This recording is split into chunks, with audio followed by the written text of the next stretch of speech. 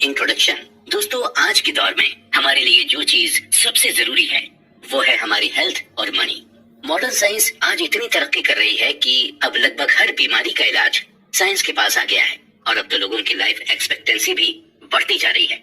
जहां लोगों की एवरेज लाइफ एक्सपेक्टेंसी 60 से 65 साल थी, वही अब बढ़कर 70 से 75 साल हो गई है। वहीं अगर हम पैसे यानी मनी की बात करें तो आज भी वही इन्वेस्टिंग, पर्सनल फाइनेंस और बिजनेस प्लानिंग की ही बात होती है और इन चीजों को समझकर शायद ही कोई अच्छा इन्वेस्टर बना। ओवर द इयर्स हमने ये सीखा कि डॉक्टर कैसे बनते हैं, इंजीनियर कैसे बनते हैं, लॉयर कैसे बनते हैं। इन सब के बारे में हमने प्रॉपर पढ़ाई की और फिर इन स्किल्स को लर्न किया। लेकिन शायद ही कोई हो जिसने पर्सनल फाइनेंस को पढ़कर डेब्ट मैनेजमेंट की स्किल्स सीखी हो या जिसने बहुत पैसे सेव कर लिए हों। इसकी मेन वजह यही है कि हमने फाइनेंस को भी बाकी सब्जेक्ट्स की तरह ही समझा है। जैसे फिजिक्स में हम लॉ और रूल्स को समझते थे, ठीक इसी तरह हमने फाइनेंस को भी समझा। हमने फाइनेंस के फॉर्मूलाज और रूल्स सब याद कर लिए और यहीं पर हम गलती कर जाते हैं, क्योंकि फाइनेंस को फिजिक्स की तरह नहीं समझा जाता है, बल्कि फाइनेंस या यूं कहें हमें मनी की साइकोलॉजी को समझना होता है। दोस्तों नमस्कार, कुकू एफएम पर मैं हूं आरजे गौहर परवेज। आज हम जिस बुक पर डिस्कशन करने जा रहे हैं उस बुक का नाम है psychology of money, timeless lesson on wealth, grid and happiness और इसके ऑथर हैं मॉर्गन हॉसेल। दोस्तों, पैसा आपको हर जगह दिखेगा और पैसा ही हमारी लाइफ को अफेक्ट करता है और हमें कंफ्यूज भी करता है। हर इंसान का पैसे को लेकर अलग अलग परसेप्शन है और हर इंसान अपने अपने परसेप्शन के अकॉर्डिंग ही बिहेव करता है। ऑथर कहते हैं कि फाइनेंस को लेकर अक्सर हम यही सोचते हैं कि इसे भी बाकी सब्जेक्ट्स की तरह ही फॉर्मूलाज और रूल्स के हिसाब से समझा जा सकता है और अक्सर हम फाइनेंस को समझने के लिए कई सारे फार्मूलाज और रूल्स का यूज भी करते हैं। लेकिन फिर भी कई बार ऐसा भी होता है कि सारे फार्मूलाज और रूल्स अप्लाई करने के बाद भी हम फाइनेंशियली स्ट्रांग नहीं हो पाते। इसकी वजह सिर्फ यही है कि हम फाइनेंशियली स्ट्रांग इसलिए नहीं हो पाते क्योंकि हम फार्मूले तो सारे याद कर लेते हैं, लेकिन हम अपने अंदर वो एटीट्यूड और बिहेवियर डेवलप नहीं कर पाते हैं जो पैसे सेव करने के लिए हमारे काम आए। यानी आप पैसे को तभी सेव कर पाएंगे जब आप अपने अंदर के बिहेवियर को बदलेंगे। आप अपने अंदर ये साइकोलॉजी डेवलप करेंगे कि आपको वाकई में पैसे सेव करने हैं और आपको फाइनेंशियली फ्री होना है। दोस्तों, आज की इस बुक समरी को जब आप सुनेंगे तो आपको ये मालूम होगा कि साइकोलॉजी ऑफ मनी एक्चुअल में होती क्या है। किस तरह अपने बिहेवियर की वजह से ही हम रिच और पुअर बनते हैं। अक्सर हमारे मन में ये सवाल चलता है कि बिल गेट्स इतने अमीर कैसे हो गए। क्या बिल गेट्स अपने लक की वजह से अमीर हुए थे या फिर उन्होंने अमीर होने के लिए मेहनत की थी। आखिर कैसे दुनिया के सबसे बड़े इन्वेस्टर्स वॉरेन बफेट ने अपनी सारी वेल्थ 50 से 60 साल की एज के बाद बनाई। क्या पैसे को अट्रैक्ट करने के लिए हमें पैसे की तरफ भागने की जरूरत है? क्या पैसे को हम्बल बनकर अट्रैक्ट किया जा सकता है? इन सब सवालों का जवाब आज आपको मिल जाएगा। इसके अलावा आपको साइकोलॉजी ऑफ मनी को समझाने के लिए कई सारी केस स्टडीज भी दी गई और उन केस स्टडीज से आपको ये मालूम होगा कि पैसा बचाने के लिए किसी भी तरह की टेक्निकल स्किल्स की जरूरत नहीं पड़ती, बल्कि पैसा सेव करना एक सॉफ्ट स्किल्स और आप आज उन सॉफ्ट स्किल्स के बारे में जान लेंगे। आज इस डिस्कशन में पैसों को लेकर आपका जो भी परसेप्शन है वो चेंज हो जाएगा। अगर आप अमीर दिखना नहीं बल्कि बनना चाहते हैं तो चलिए इस इंटरेस्टिंग डिस्कशन को आगे के एपिसोड्स में कंटिन्यू करते हैं। No once crazy. दोस्तों, हर इंसान का नेचर और बिहेवियर अलग अलग होता है और हर इंसान का सोचने का नजरिया भी एक दूसरे से काफी अलग अलग होता है। जो मेरी नजर में अच्छा है हो सकता है वही चीज आपकी नजर में खराब हो और जो चीज आपको अच्छी लगती है हो सकता है वो चीज मुझे कभी पसंद ही ना आए। यानी हम सबका परसेप्शन एक दूसरे से डिफरेंट होता है और अक्सर हम उस परसेप्शन के बेस्ड पर ही दुनिया को और लोगों को जज करते हैं। इसके अलावा लोगों के साथ अलग अलग एक्सपीरियंस भी होते हैं और उस बेसिस पर भी हम किसी पर्टिकुलर चीज के लिए अपना परसेप्शन बना लेते हैं। जिस तरह से अलग अलग चीजों को लेकर लोगों के परसेप्शंस होते हैं, ठीक पैसों को लेकर भी लोगों का अलग अलग परसेप्शन होता है। एक पुअर इंसान को महीने के 10,000 रुपए भी मिल जाएं तो उसके लिए वही बहुत बड़ी चीज होगी। वहीं कुछ लोग ऐसे भी हैं जो सिर्फ 10,000 की शॉपिंग कर लेते हैं। سچ تو یہی ہے کہ ہم بکش نالج یعنی کتابی گیان سے بہت کم سیکھ پاتے ہیں جتنا ہم اپنے ایکسپیرینس سے سیکھتے ہیں. ایک انسان جس کا اسٹاک مارکیٹ میں کافی لاس ہوا وہی اس لاس کو ایکسپیرینس کر سکتا ہے اور اس ایکسپیرینس سے ہی وہ سیکھ سکتا ہے. اسی کے ریگارڈنگ اکنامسٹ مائیکل بیٹنک کا کہنا ہے کہ لائف کے لیسن کو سمجھنے سے پہلے انہیں ایکسپیرینس کیا جاتا ہے. 2006 میں national bureau of economic research کے اکنامسٹ الٹرک مینٹمیر اور اسٹیفن نیگل نے کنزیومر فائنینسز پر ایک سروے کیا تھا اور اس سروے کو کرنے کا مقصد یہ پتہ لگانا تھا کہ زیادہ تر امریکنز اپنے پیسوں کا استعمال کس طرح سے کرتے ہیں. تھیوریٹیکلی لوگوں کو یہی لگ رہا تھا کہ اس سروے میں یہی کنکلوژن سامنے آئے گا کہ زیادہ تر امریکنز اپنے انویسٹمنٹ کو اپنے فائنینشیل گول کے حساب سے پلان کرتے ہیں اور جو بھی انویسٹمنٹ آپشن ان کے سامنے اویلیبل ہے اسی حساب سے وہ انویسٹمنٹ کرتے ہیں. لیکن اس سروے میں سرپرائزنگ بات سامنے آئی اور وہ سرپرائزنگ بات یہ تھی کہ زیادہ تر امریکنز اپنے فائنینشیل گول کے حساب سے انویسٹمنٹ نہیں کرتے ہیں بلکہ زیادہ تر امریکن اپنے انویسٹمنٹ کو اپنی لائف میں ہوئے ایکسپیرینس کے حساب سے کرتے ہیں.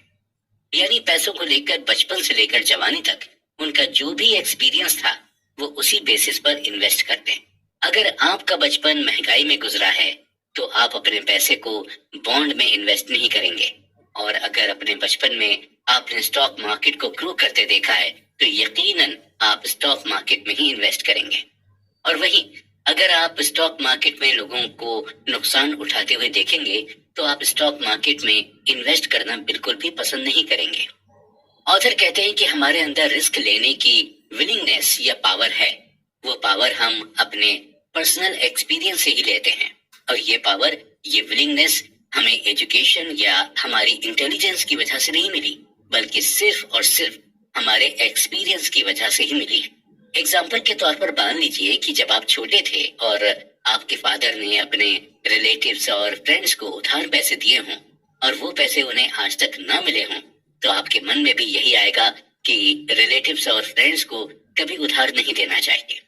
اسی طرح اگر آپ کے فادر پر زیادہ لون ہو اور وہ لون کو ریپے نہیں کر پانے کی وجہ سے ان پر فائنینشیل کرائسس آ جائے تو آپ کے من میں بھی یہی آئے گا کہ ہمیں لون نہیں لینا چاہیے. یعنی ہم اپنا فائنینشیل ڈیسیژن اپنے ایکسپیرینس کے بیس پر ہی بناتے ہیں. آتھر کہتے ہیں کہ ہم پیسوں کو لے کر جو بھی ڈیسیژن لیتے ہیں اس ڈیسیژن کو ہم کرنٹ مومنٹ میں ملی انفارمیشن سے جسٹیفائی کرتے ہیں اور اس ڈیسیژن کو ہم اپنی یونیک مینٹل ماڈل کے حساب سے ڈھال لیتے ہیں.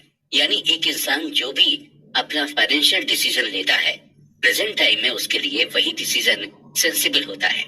اسے یہی لگتا ہے کہ جو فائنینشیل ڈیسیژن ابھی وہ لے رہا ہے وہی اس کے لیے بہتر ہے اور اپنے اس ڈیسیژن کو وہ کیوں لے رہے ہیں اور کس لیے لے رہے ہیں اور اس کے جواب میں وہ آپ کو اپنے فائنینشیل ایکسپیرینس کے بارے میں بتائیں گے.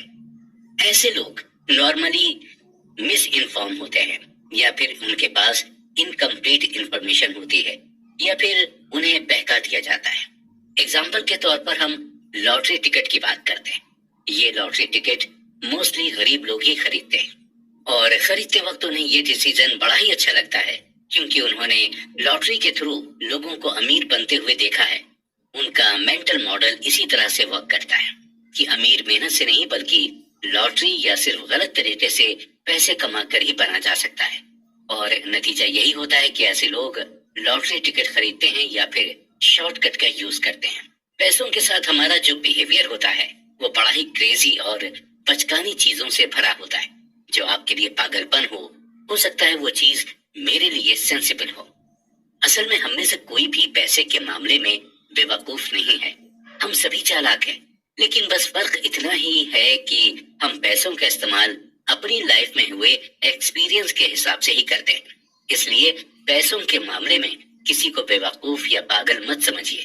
بس یہی سمجھیے کہ یہ جو بھی چیز کر رہا ہے وہ اپنی لائف کے ایکسپیرینس کی وجہ سے ہی کر رہا ہے.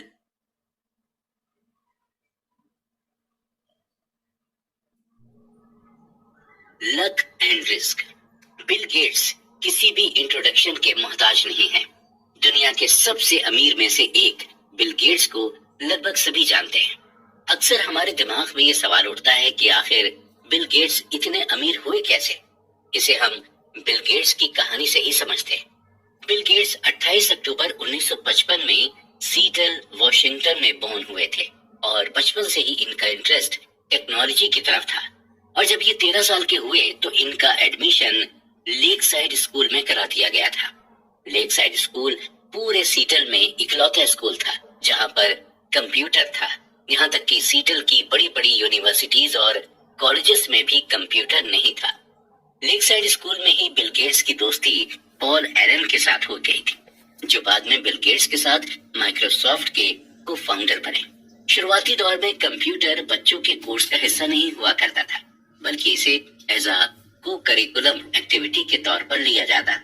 बिल गेट्स और पॉल एलन दोनों को ही कंप्यूटर में जबरदस्त इंटरेस्ट था और ये दोनों ही अपना खाली टाइम कंप्यूटर के सामने बैठकर बिताते थे और धीरे धीरे करके दोनों ही कंप्यूटर में एक्सपर्ट होते चले गए। दोनों ही कंप्यूटर पर कुछ वर्क कर रहे थे कि अचानक से पॉल एलन ने फॉर्च्यून मैगजीन उठाई और बिल गेट्स को दिखाई और कहा कि 500 फॉर्च्यून कंपनी में आना कितनी बड़ी बात होती होगी।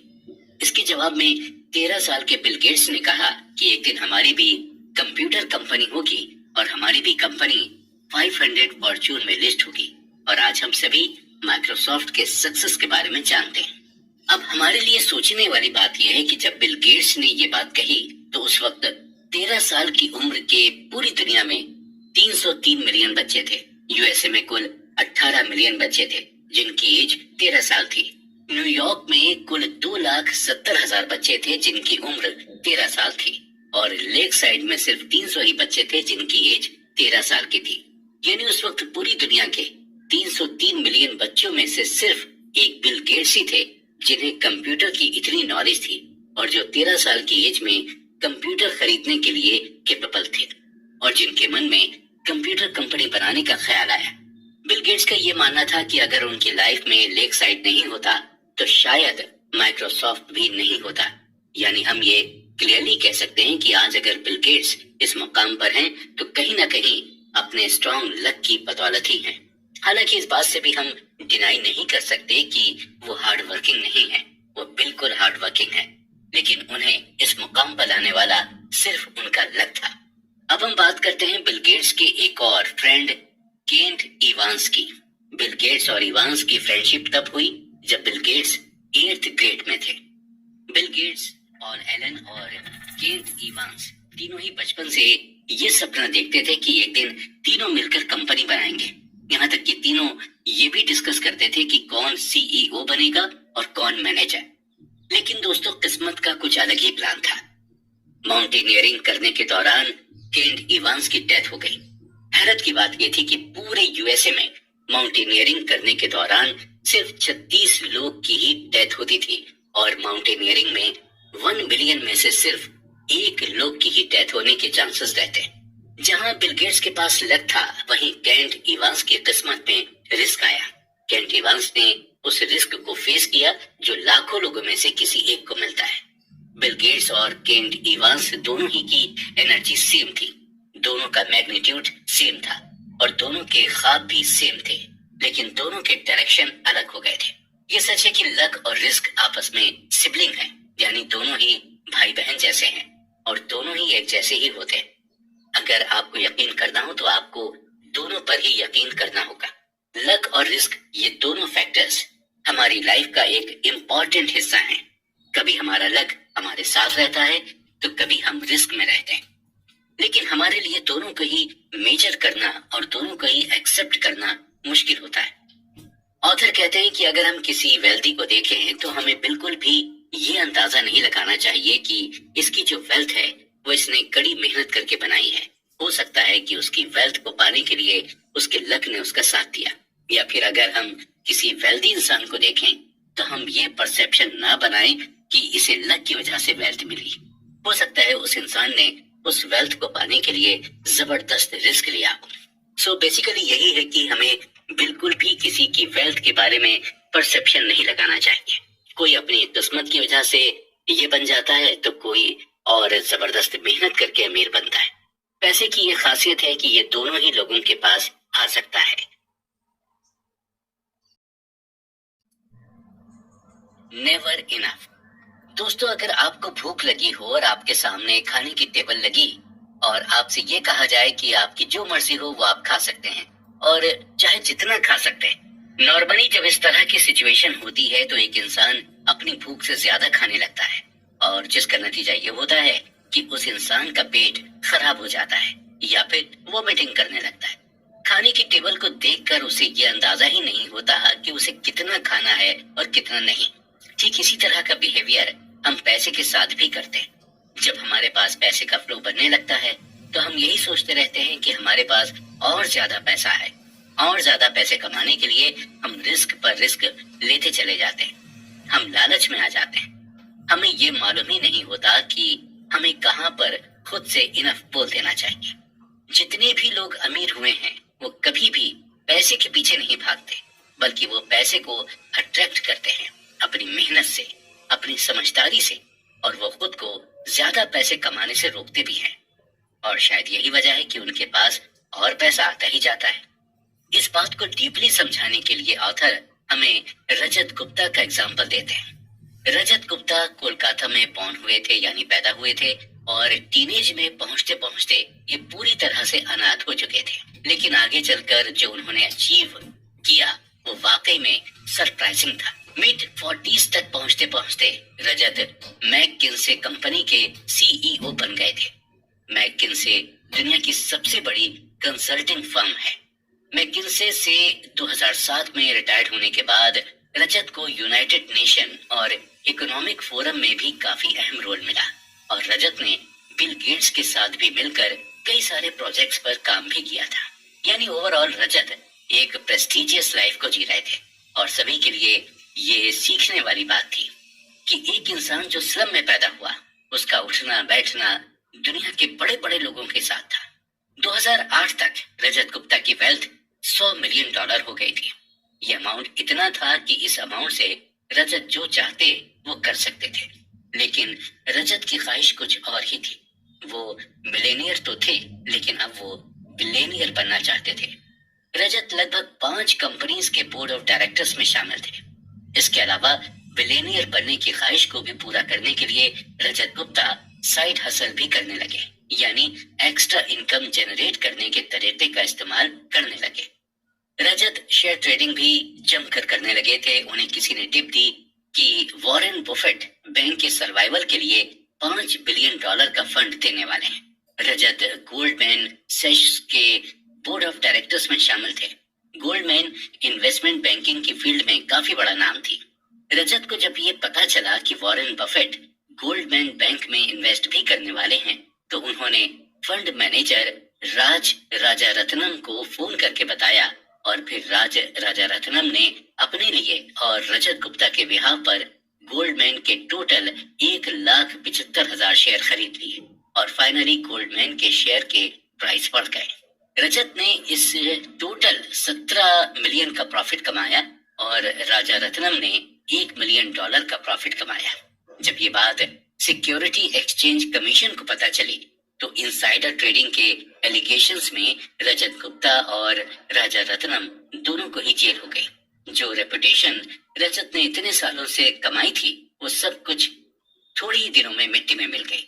अगर ऑथर की माने तो आपको अपने पास ऐसे कई सारे एग्जाम्पल मिलेंगे जिनके पास पैसे की कोई भी कमी नहीं रहती है, लेकिन फिर भी वो ज्यादा से ज्यादा कमाने के चक्कर में खुद को ही बर्बाद कर देते हैं। और इसकी सिर्फ यही वजह है कि उन्हें साइकोलॉजी ऑफ मनी नहीं पता होती। जब आपके पास बहुत ज्यादा पैसे आ जाएं, तो एक ऐसा टाइम आता है जहां पर आपको इनफ बोलना पड़ता है। अगर आप खुद को रोकेंगे नहीं तो आप पैसों के जाल में फंसते चले जाएंगे और नतीजा ये होगा कि आप अपनी इज्जत भी गंवाएंगे और अपना पैसा भी। आपको 4 चीजें हमेशा ध्यान में रखनी होंगी। पहली है, the hardest financial skills is getting the goal post moving. यानी जब आपके पास ज्यादा पैसा आ जाए तो आपको ज्यादा का लालच नहीं करना चाहिए। आपको धीरे धीरे आगे के गोल पर काम करना चाहिए। एम्बिशन पर ज्यादा सेटिस्फेक्शन पर फोकस करना चाहिए। जितनी तेजी से आप पैसे की तरफ भागेंगे उतनी ही तेजी से पैसा आपसे दूर भागेगा। इसलिए जरूरी यह है कि आप धीरे धीरे पैसे की तरफ जाएं और पैसे से सेटिस्फाइड होना सीखें। दूसरी है social comparison is the problem here. अपनी वेल्थ का, अपनी इनकम का कंपैरिजन किसी और से बिल्कुल भी ना करें, क्योंकि सोशल कंपैरिजन एक ऐसी लड़ाई है जो कोई भी जीत नहीं सकता, और ये लड़ाई कभी खत्म नहीं होती, लेकिन इसे खेलने वाला हारता जरूर है। आप अपने पैसे का कंपैरिजन करके खुद को ही मेंटली परेशान करते हैं। तीसरी है enough is not too little. Enough के थ्रू आपको ये रियलाइज करना होता है कि अगर आपने अपने आप को ज्यादा से ज्यादा पैसे कमाने के लिए पुश किया तो एक ऐसा पॉइंट आएगा जहां पर आपको रिग्रेट होगा। जैसे हमने शुरू में कहा था कि आप उतना ही खाना खाइए जितना कि आप डाइजेस्ट कर सके। इसलिए आपको पता होना चाहिए कि आपको कहां पर खुद को रोकना है। और चौथी है there are many things never worth risking no matter the potential gain. Rajat Gupta जब जेल से छूटे तो उन्होंने यही स्टेटमेंट दिया था कि हमें किसी चीज से अटैचमेंट नहीं रखनी चाहिए, वो चाहे रेपुटेशन की अटैचमेंट हो या पैसों की अटैचमेंट हो। कुछ ऐसी चीजें हैं जो इनवैल्यूएबल हैं, जैसे हमारी फैमिली, सोसाइटी में हमारी रिस्पेक्ट, फ्रीडम और इंडिपेंडेंस। ये सभी चीजें हमें बड़ी ही मुश्किल से मिलती हैं, और हमें तभी रिस्क लेना चाहिए जब हमें ये लगे कि हमारे रिस्क लेने से इन इनवैल्यूएबल चीजों पर कोई असर नहीं पड़ेगा। आप जरा खुद सोचिए कि ऐसा रिस्क लेने से क्या फायदा जहां पर आपकी इज्जत दांव पर लगे, या फिर आपकी फैमिली को प्रॉब्लम हो जाए, या आपकी फ्रीडम खत्म हो जाए। इसलिए जब भी कोई रिस्क लें तो इन सब चीजों के बारे में जरूर सोचें। सेटिस्फाई होना सीखें और पैसे को अट्रैक्ट करना सीखें। और पैसे को आप अट्रैक्ट तभी कर पाएंगे जब आप उसके पीछे भागना छोड़ देंगे। कॉन्फाउंडिंग कंपाउंडिंग। दोस्तों, एग्जाम से पहले एक रात पढ़ाई करके आप अच्छे नंबरों से पास हो सकते हैं, लेकिन टॉपर बनने के लिए आपको लगातार रोजाना पढ़ाई करनी होती है। आप सिर्फ एक दिन पढ़कर टॉप नहीं कर सकते। अगर आपको कोई कंपटीशन एग्जाम बीट करना हो तो उसके लिए एक ही दिन की पढ़ाई काफी नहीं होती, बल्कि आपको हर दिन थोड़ा थोड़ा पढ़ना होता है, तभी जाकर आप कंपटीशन बीट कर पाते हैं। ठीक इसी तरह का कॉन्सेप्ट पैसे के साथ भी। पैसा उसी को अपनी तरफ खींचता है जो उसके पीछे लगातार कंसिस्टेंसी के साथ मेहनत करता जाता है। अगर आपको सही मायने में वेल्दी होना है तो आपको रोजाना पैसे कमाने के लिए मेहनत करनी होगी। अक्सर लोग जल्दी से अमीर बनने की सोचते हैं, और जल्दी पैसे कमाने के चक्कर में वो लोग गलत तरीकों का इस्तेमाल करने लगते हैं, और नतीजा ये होता है कि जितनी तेजी से वो पैसा कमाते हैं उतनी ही तेजी से उनका पैसा चला भी जाता है। उन्हें पैसे की साइकोलॉजी पता नहीं होती। उन्हें ये नहीं मालूम होता कि पैसा उनसे अट्रैक्ट होता है जो उसे पाने के लिए हर दिन मेहनत करते जाते हैं। हम छोटी छोटी चीजों को करके ही बड़ी चीजों को पा सकते हैं, और छोटी चीजें करके बड़ी चीज पाने को ही कंपाउंडिंग कहते हैं।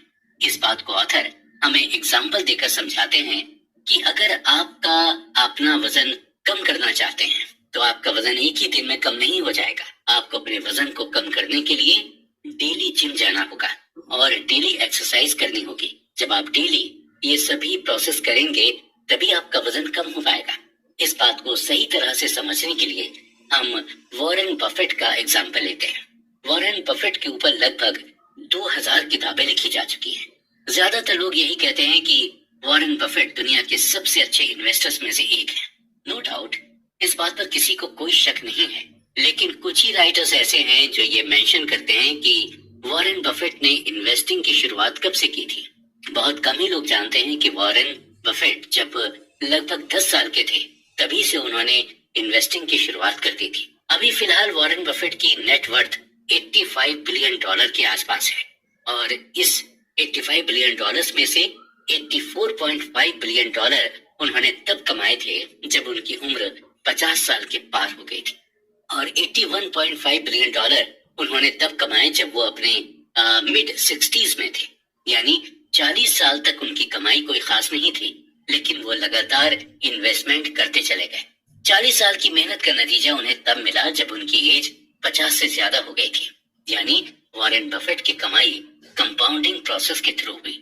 अक्सर हमारे साथ यही होता है कि हम शुरू में बड़े ही जोश खरोश के साथ मेहनत करते हैं, लेकिन जब हमें इसका रिजल्ट तुरंत नहीं मिलता तो हम हिम्मत हारने लगते हैं। ठीक इसी तरह जब हम अपने पैसे को शेयर मार्केट में इन्वेस्ट करते हैं और कुछ दिनों के बाद जब हमें इन्वेस्ट किए हुए पैसे में प्रॉफिट नहीं दिखाई देता तो हम इम्पेशेंट होकर उस शेयर को कम दाम में बेच देते हैं। ऑथर बताते हैं कि कंपाउंडिंग को आप इफेक्टिव तरीके से कर सकते हैं जब आपके अंदर पेशेंस होगा। इसी तरह जब हम बिजनेस की शुरुआत करते हैं और उस बिजनेस की शुरुआत में हमें प्रॉफिट नहीं होता तो हम बेचैन यानी रेस्टलेस होने लगते हैं और नतीजतन उस बिजनेस को हम बंद कर देते हैं। वॉरेन बफेट रिचेस्ट इन्वेस्टर जरूर हैं, लेकिन उन्हें ग्रेटेस्ट इन्वेस्टर नहीं माना जाता। जिम साइमंस ने 1988 से 66% एनुअली अपनी इनकम को कंपाउंड किया है, जबकि वॉरेन बफेट ने 22% एनुअली अपने पैसे को कंपाउंड किया है। सरप्राइजिंगली साइमन की नेटवर्थ $21 बिलियन है और जबकि वॉरेन बफेट की $85 बिलियन है, यानी बफेट 75% ज्यादा वेल्दी हैं साइमन से। जब साइमन इतने अच्छे इन्वेस्टर हैं तो इनकी नेटवर्थ वॉरेन बफेट से इतनी कम क्यों है? इसका सिंपल सा आंसर ये है कि साइमन ने इन्वेस्टिंग की शुरुआत 50 की उम्र से की थी, यानी बफेट के 40 साल बाद। अगर उन्होंने भी बफेट की तरह 10 साल की उम्र से इन्वेस्टिंग की शुरुआत की होती तो आप सोच ही नहीं सकते हैं कि इस वक्त उनकी करंट नेटवर्थ क्या हो सकती। बफेट और साइमन की नेटवर्थ का डिफरेंस आगे भी शायद ऐसा ही रहे।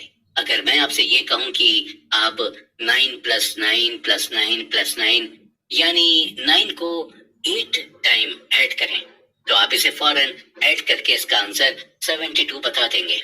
और वहीं अगर मैं आपसे कहूं कि अब आप ऐड ना करके मल्टीप्लाई करें, यानी 9 × 9 × 9 × 9 यानी 9 को आपस में 8 टाइम मल्टीप्लाई करने को कहा जाए तो आप इसे फौरन नहीं कर पाएंगे और मल्टीप्लाई करने पर इसका आंसर 134217728 आएगा। आप यहाँ क्लियरली देख सकते हैं कि ऐड करने में आपको क्या आंसर मिला था और मल्टीप्लाई करने में आपको क्या आंसर मिला। अगर हम सिंपल वर्ड्स में कहें तो कंपाउंड का मतलब मल्टीप्लाई करना ही होता है। इसका मतलब यही हुआ कि आपको अपने पैसों को जोड़ना नहीं है बल्कि उसे मल्टीप्लाई करते जाना है, यानी आपको पैसे से ही पैसा बनाना है, और वो चाहे आप बिजनेस करके करें या फिर किसी इन्वेस्टमेंट के थ्रू करें। और हमेशा ये ध्यान रखें कि कंपाउंडिंग का नतीजा आपको फौरन नहीं मिलता बल्कि इसका नतीजा आपको धीरे धीरे मिलता है और इसका नतीजा ऐसा होता है जिसे देखकर आप खुद हैरान हो जाएंगे। इसलिए अगर आप इन्वेस्ट करना चाहते हैं तो जरूरी नहीं कि आप बहुत बड़े अमाउंट से इन्वेस्ट करें, आप छोटे अमाउंट से भी इन्वेस्ट की शुरुआत कर सकते हैं। एट लास्ट हम ये कहेंगे कि अगर आप अपनी तरफ पैसों को खींचना चाहते हैं तो आपको अपने अंदर पेशेंस डेवलप करना होगा और पैसे के लिए कंसिस्टेंट हार्ड वर्क करना होगा और पैसे को कंपाउंड करते रहना होगा, क्योंकि तभी आप पैसे को जीत पाएंगे, यानी तभी आप वेल्दी बन पाएंगे।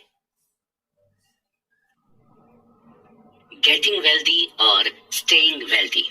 दोस्तों, आज के दौर में अगर देखा जाए तो पैसा कमाना सबसे आसान है।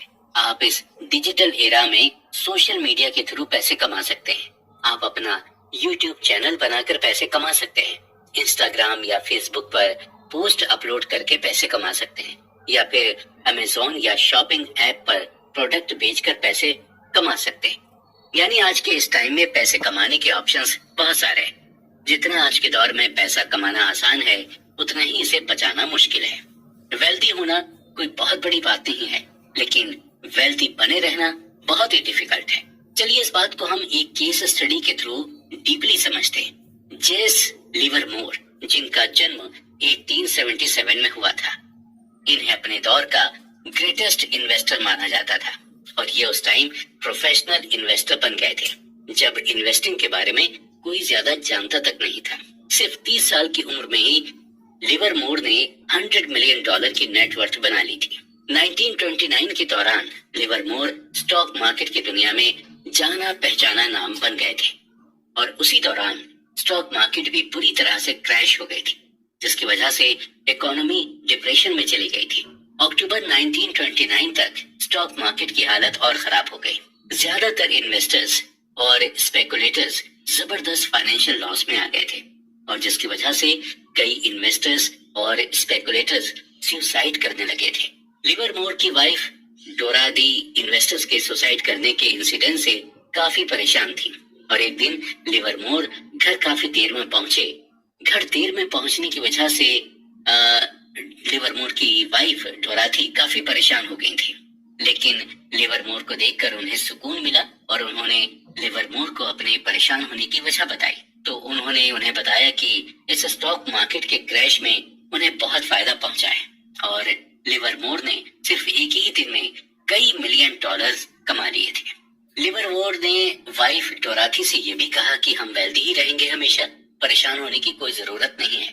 तो जहां लिवरमोर की फैमिली खुश थी, वहीं एक और फैमिली जो उस दिन खुश नहीं थी, अब्राहम जर्मेंस्की की फैमिली। अब्राहम एक multi millionaires real estate developer थे, जिन्होंने 1920 की इकोनॉमी के बढ़ने के दौरान रियल एस्टेट के थ्रू जमकर पैसे कमाए थे और उसी दौरान स्टॉक मार्केट भी काफी बूम पर थी और इसी का फायदा उठाते हुए स्टॉक मार्केट से भी काफी सारे पैसे कमाए थे। 1929 के मार्केट क्रैश के दौरान जब ज्यादातर इन्वेस्टर्स और स्पेकुलेटर्स सुसाइड कर रहे थे, तो उसी दौरान जर्मेंस्की की वाइफ को भी टेंशन होने लगी और जब एक रात उनके वो घर नहीं पहुंचे तो उनकी वाइफ ने पुलिस में मिसिंग की रिपोर्ट दर्ज करा दी और अगले दिन इन्वेस्टिगेशन में पता चला कि जर्मेंस्की ने भी बाकी इन्वेस्टर्स की ही तरह सुसाइड कर ली है।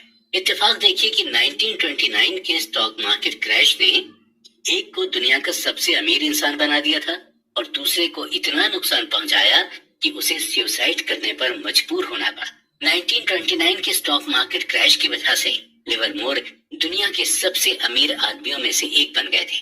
वहीं इसी क्रैश ने रिचेस्ट रियल एस्टेट डेवलपर जर्मेंस्की की जान ले ली थी। 1929 के स्टॉक मार्केट क्रैश से कमाए पैसे ने लिवरमोर के अंदर कॉन्फिडेंस भर दिया था, जिसकी वजह से वो स्टॉक मार्केट में ज्यादा से ज्यादा बेट लगाने लगा था। ठीक 4 साल बाद यानी 1933 में लिवरमोर ने भी सुसाइड कर ली थी, क्योंकि लिवरमोर ने स्टॉक मार्केट में इतना पैसा लगा लिया था कि उसे बहुत ही ज्यादा नुकसान हो गया था। लिवरमोर और जर्मेंस्की दोनों की डेथ पीरियड अलग अलग था, लेकिन दोनों में एक चीज कॉमन थी, दोनों थे वेल्दी, लेकिन वेल्दी बनकर रह नहीं पाए, यानी दोनों ने ही पैसे कमाए लेकिन पैसे को बचा नहीं पाए। ऑथर कहते हैं कि पैसे कमाने के लिए आपको रिस्क लेना होता है, आपको होपफुल और ऑप्टिमिस्टिक होना पड़ता है और पैसे कमाने के लिए आपको अपने कंफर्ट जोन से बाहर निकलना होता है, लेकिन कमाए हुए पैसे को बचाने के लिए आपको रिस्क से बचना होता है, अपने अंदर ह्यूमिलिटी रखनी होती है। इसके अलावा आपके अंदर डर भी होना चाहिए, आपके अंदर ये डर होना चाहिए कि आपने इतनी मेहनत करके जो पैसे कमाए हैं वो कभी भी खत्म हो सकते हैं, आपको कभी भी नुकसान हो सकता है। ज्यादातर वेल्दी लोग इसी माइंडसेट के साथ चलते हैं और शायद इसलिए जितने भी वेल्दी लोग हैं वो बिल्कुल सिंपल लाइफ जीते हैं और अपने पैसे को बिल्कुल सोच समझ कर खर्च करते हैं। वेंचर कैपिटल फर्म सेक्वोइया कैपिटल के हेड माइकल मोरिट्ज से जब पूछा गया कि वो अभी तक मार्केट में किस तरह से बने हुए हैं, उनकी कंपनी का अभी तक मार्केट में लगातार टिके रहने का रीजन क्या है, इसका जवाब देते हुए माइकल ने कहा कि डर की वजह से ही वो आज सेक्वा कैपिटल अभी तक टिकी हुई है। मोरिट्स का ये मानना है कि उन्हें ये डर रहता है कि अगर आज उन्होंने पैसे कमाए तो जरूरी नहीं है कि कल भी उसी तरह वो पैसे कमा पाएंगे।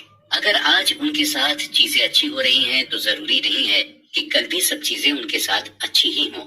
यानी हम ये भी कह सकते हैं कि हमारे अंदर अगर सर्वाइवल का डर नहीं होगा तो शायद हम ज्यादा दिनों तक वेल्दी नहीं रह पाएंगे। ऑथर के हिसाब से वेल्दी बने रहने के लिए हमें अपने अंदर सर्वाइवल माइंडसेट रखना होगा और इसे आप 3 तरीके से देख सकते हैं। पहला यह है कि आपको ये सोचना होगा कि आप फाइनेंशियली अनब्रेकेबल हैं। अगर आप फाइनेंशियली अनब्रेकेबल हैं तो आपको हमेशा बड़ा रिटर्न मिलेगा और आपको बड़ा रिटर्न तभी मिल पाएगा जब आप लॉन्ग टर्म के लिए सरवाइव कर पाएंगे। दूसरा यह है कि आपको प्लानिंग बनाकर चलना होगा। जी हाँ, सर्वाइवल माइंडसेट रखने के लिए प्लानिंग करना बेहद जरूरी है। एक प्लान तभी यूजफुल होगा जब ये रियलिटी सरवाइव कर जाए। तीसरा यह है कि आपको ऑप्टिमिस्टिक पर्सनैलिटी रखनी होगी। जब आप ऑप्टिमिस्टिक पर्सनैलिटी रखते हैं तो आपके अंदर सर्वाइवल माइंडसेट आने लगता है। ऑप्टिमिस्टिक होने पर आपके अंदर बिलीफ भी आता है कि आप कैसी भी सिचुएशन में सरवाइव कर लेंगे।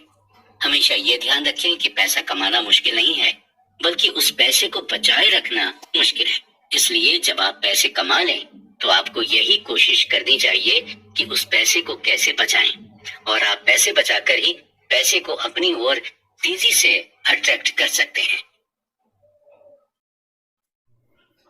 TLs you win.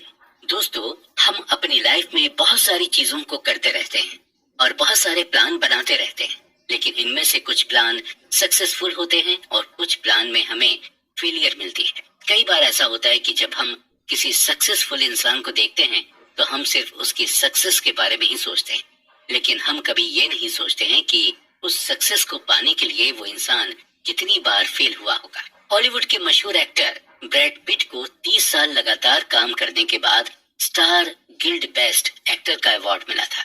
टाइटैनिक के हीरो लियोनार्डो डिकाप्रियो को बेस्ट एक्टर के लिए ऑस्कर नॉमिनेशन 5 बार मिला, लेकिन जीता उन्होंने एक ही बार। हमें नहीं पता कि हम जिस भी काम को कर रहे हैं उसमें हमें कितनी सक्सेस मिलेगी। कुछ ऐसे काम होते हैं जिसमें हम कामयाब होते हैं, तो कुछ काम ऐसे भी होते हैं जिनमें हम फेल हो जाते हैं। बिजनेस और इन्वेस्टिंग में चीजें इसी तरह से काम करती हैं। आप जितने भी इन्वेस्टर्स को देखेंगे उन्हें सक्सेस से ज्यादा फेलियर मिली होगी, और वो इस चीज को भी एक्सेप्ट करते हैं। वो ये मानकर चलते हैं कि उन्हें फेलियर ज्यादा मिलेगी, लेकिन उनकी नजर मेजॉरिटी आउटकम पर होती है, यानी उनके मन में कहीं ना कहीं ये चलता है कि सक्सेस होने पर उन्हें क्या मिलेगा। अगर ब्रैड पिट शुरू में अवार्ड ना मिलने की वजह से एक्टिंग छोड़ देते तो क्या वो इतने पॉपुलर एक्टर होते, और क्या उन्हें 30 साल के बाद बेस्ट एक्टर का अवार्ड मिलता? ब्रैड पिट को ये समझ आ गया था कि आपके कुछ प्रोजेक्ट चलते हैं और कुछ नहीं, लेकिन आपको लगातार काम करते रहना चाहिए। आपको अपने एम की ओर लगातार बढ़ते रहना चाहिए। आपको टेल के बारे में सोचना चाहिए, यानी एंड रिजल्ट के बारे में सोचना चाहिए। ऑथर कहते हैं कि आप अपने आसपास जो भी प्रॉफिटेबल, फेमस और इन्फ्लुएंशियल चीजों को देखते हैं वो टेल इवेंट का ही नतीजा होता है, यानी उस चीज को अचीव करने के लिए लाखों एफर्ट्स किए जाएंगे।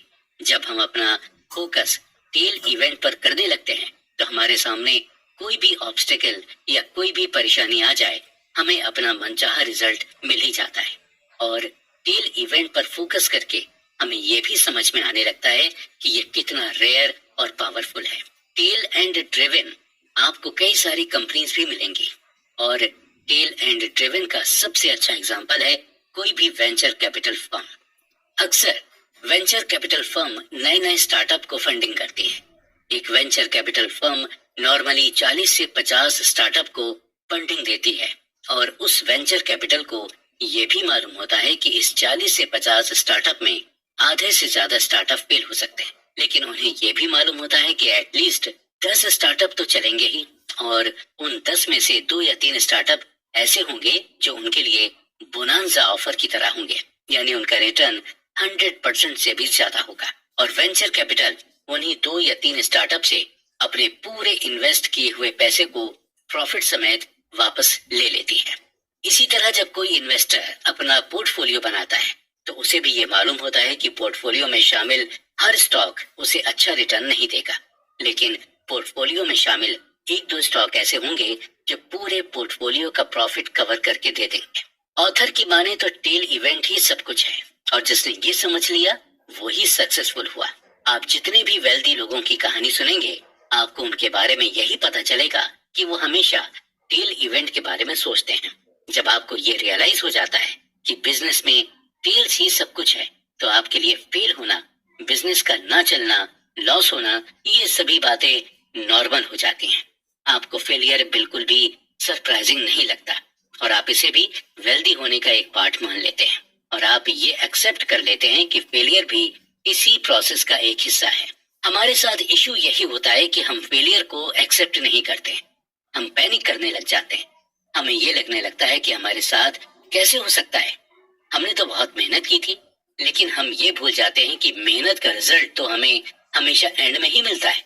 अगर आप एक अच्छे स्टॉक पिकर हैं तो आपके साथ ये हो सकता है कि कई बार आप स्टॉक पिक करने में गलती कर जाएं, या अगर आप एक अच्छे बिजनेसमैन हैं तो ये आपके साथ बिल्कुल हो सकता है कि आप एक खराब और नॉन प्रॉफिटेबल प्रोडक्ट को बेचने लग जाएं। ग्रेट इन्वेस्टर्स पीटर लिंच का ये मानना है कि अगर आप किसी बिजनेस में अच्छे हैं तो यानी आप उस बिजनेस में 10 में से 6 बार करेक्ट होंगे और 4 बार इनकरेक्ट होंगे। यानी आपके 6 डिसीजन सही होंगे तो 4 डिसीजन गलत होंगे। हम अपने ऊपर सही चीजों को करने के लिए खुद पर मेंटल प्रेशर बनाने लगते हैं। हम ये सोचने लगते हैं कि हमसे कोई गलती कभी हो ही नहीं सकती। महान बल्लेबाज सचिन तेंदुलकर भी फेल हुए थे और 25 साल क्रिकेट खेलकर भी उनसे कई गलतियां हुई थी। और अगर ऐसा ना होता तो 664 इंटरनेशनल मैचेस में उनकी 100 सेंचुरी से और कई ज्यादा सेंचुरीज होती।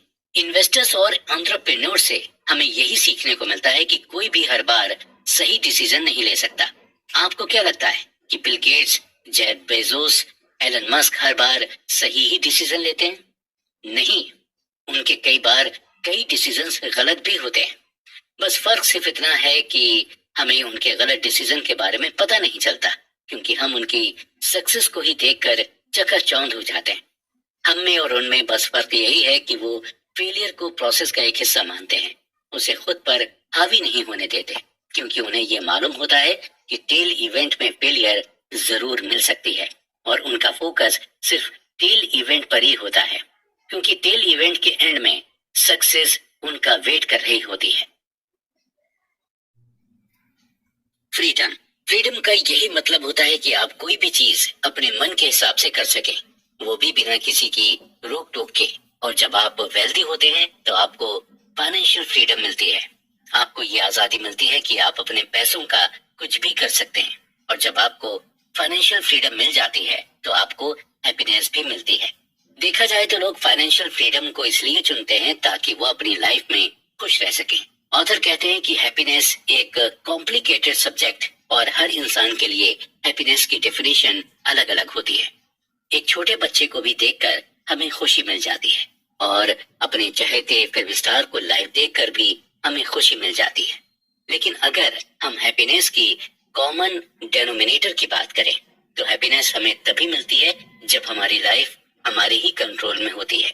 अपनी लाइफ में हम जब भी कर रहे होते हैं उसका कंट्रोल जब हमारे हाथ में होता है तो हमें बहुत खुशी महसूस होती है।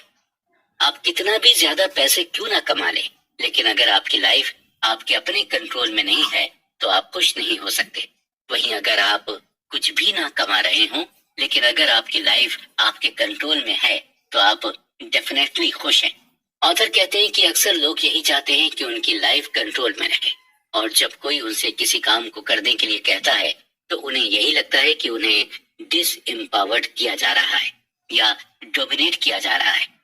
उन्हें यह लगता है कि सामने वाला अपनी चॉइस उन पर थोप रहा है, जबकि इंसान के पास खुद ये चॉइस रहती है कि वो दूसरे की चॉइस को हाँ कहे या फिर ना कहे या फिर सिंपली वही करे जैसा उनसे कहा जाए। जब हम चॉइसेस के इस खेल में फंस जाते हैं तो हमें ये रियलाइज होने लगता है कि फ्रीडम होना कितना जरूरी है, स्पेशली फाइनेंशियल फ्रीडम, क्योंकि ये आपको चॉइस देती है कि आप अपने टाइम और अपने पैसे से कुछ भी कर सकते हैं।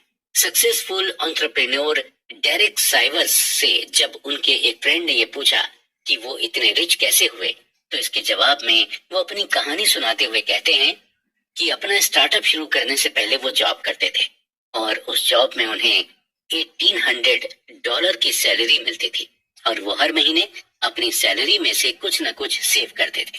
2 साल के अंदर उन्होंने $12,000 सेव कर लिए थे। जॉब करने के दौरान उनकी एज 22 साल थी, यानी 22 साल की एज में उन्होंने $12,000 सेव कर लिए थे। $12,000 सेव करने के बाद डेरेक ने अपनी जॉब से रिजाइन कर दिया और जॉब छोड़कर वो एक फुल टाइम म्यूजिशियन बन गए थे। डेरेक को हर महीने म्यूजिक का कोई ना कोई असाइनमेंट मिलने लगा था और असाइनमेंट से मिलने वाले पैसे से वो अपना खर्च चलाते थे। ओवरऑल डेरेक को अब पूरी तरह से फ्रीडम मिल गई थी। उनको किसी चीज की कोई रोक टोक नहीं थी और वो अब ऐसे काम से पैसा कमा रहे थे जिसे करके उन्हें बेहद खुशी मिलती थी। डेरेक के दोस्त ने आगे की कहानी पूछी कि फाइनली डेरेक तुम अमीर कब बने। आगे फिर उनके फ्रेंड ने उनकी कंपनी के बेचने का जिक्र करते हुआ कि डेरेक क्या तुम अपनी कंपनी बेचकर अमीर हुए थे। इसका जवाब डेरेक ने बड़ी खूबसूरती से देते हुए कहा था कि कंपनी बेचना तो सिर्फ पैसों का ट्रांजैक्शन था, असल में अमीर वो 22 साल की उम्र में बन गए थे जब वो फुल टाइम म्यूजिशियन बन गए थे। यानी कि हम अमीर असल में तब होते हैं जब हम वो काम करते हैं जिसे करने में हमें मजा आता है और उस काम को करने में हमें पैसे भी मिलते रहते हैं। असली फाइनेंशियल फ्रीडम तभी मिल सकती है जब आप वो करें जो आप करना चाहते हैं और उसी को करते हुए आपको पैसे भी मिलते रहें। लोग अक्सर फाइनेंशियल फ्रीडम की तलाश में अपनी जॉब चेंज करते रहते हैं क्योंकि उन्हें लगता है कि जॉब चेंज करके उन्हें ज्यादा पैकेज मिलेगा, जबकि ज्यादा पैकेज से फाइनेंशियल फ्रीडम नहीं मिलती। आपको फाइनेंशियल फ्रीडम तभी मिल पाएगी जब आपकी लाइफ आपके कंट्रोल में होगी। अब हम बात करते हैं man in the car paradox. जब आप किसी को महंगी कार चलाते हुए देखते हैं तो आप ये नहीं सोचते कि कार चलाने वाला इंसान कितना रिच होगा या उसने इस कार को खरीदने के लिए कितनी मेहनत की होगी, बल्कि आप यही सोचते हैं कि काश ऐसी ही महंगी कार हमारे पास भी होती। और ये एक पैराडॉक्स होता है। अक्सर लोग इसलिए वेल्दी होना चाहते हैं ताकि उन्हें लोग एडमायर कर सकें, लोग उन्हें पसंद करें।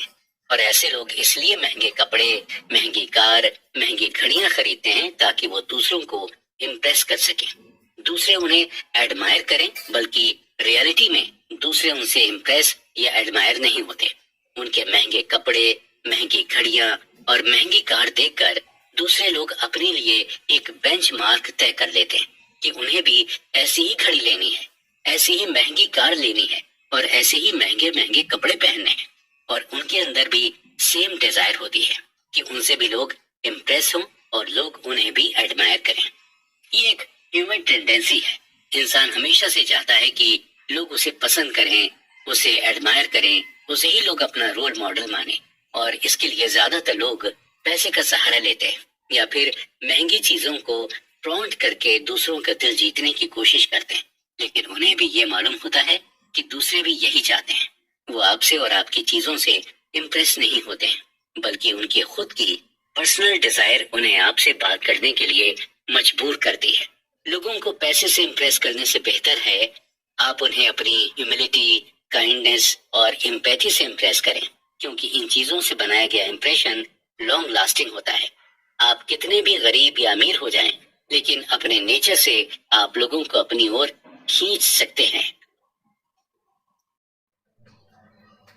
Wealth is what you don't see.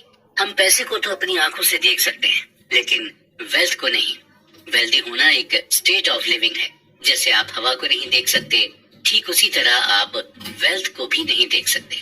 आपको ऐसे कई लोग मिल जाएंगे जो महंगी महंगी कार चलाएंगे, लेकिन महंगी कार होने पर भी वो इतने अमीर नहीं होते। वहीं आप ऐसे भी लोगों को देखेंगे जिनके पास नॉर्मल सी कार होगी, लेकिन एक्चुअल में वो बहुत अमीर होंगे। हालांकि ये भी हो सकता है कि अगर किसी के पास महंगी कार है तो वो एक्चुअल में वेल्थी हो सकता है, लेकिन उस महंगी कार की वजह से उसकी वेल्थ कम हो जाती है।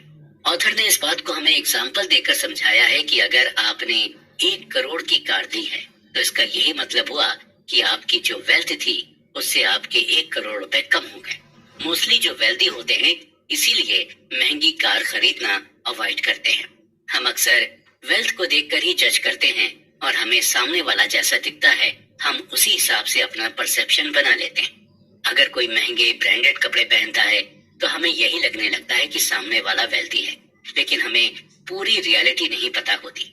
हो सकता है सामने वाले ने कपड़े तो महंगे पहने हैं, लेकिन उसके ऊपर लाखों करोड़ों का डेब्ट हो। मॉडर्न कैपिटलिज्म की वजह से आज लोग आसानी से खुद को वेल्दी दिखाते हैं, जबकि वो एक्चुअल में होते नहीं हैं। लोन लेकर आप भी महंगी कार ले सकते हैं, आलीशान घर बनवा सकते हैं या फिर महंगे कपड़े पहन सकते हैं। ये सब करना आसान है, लेकिन इन चीजों को मेंटेन करना आपके लिए मुश्किल हो जाएगा।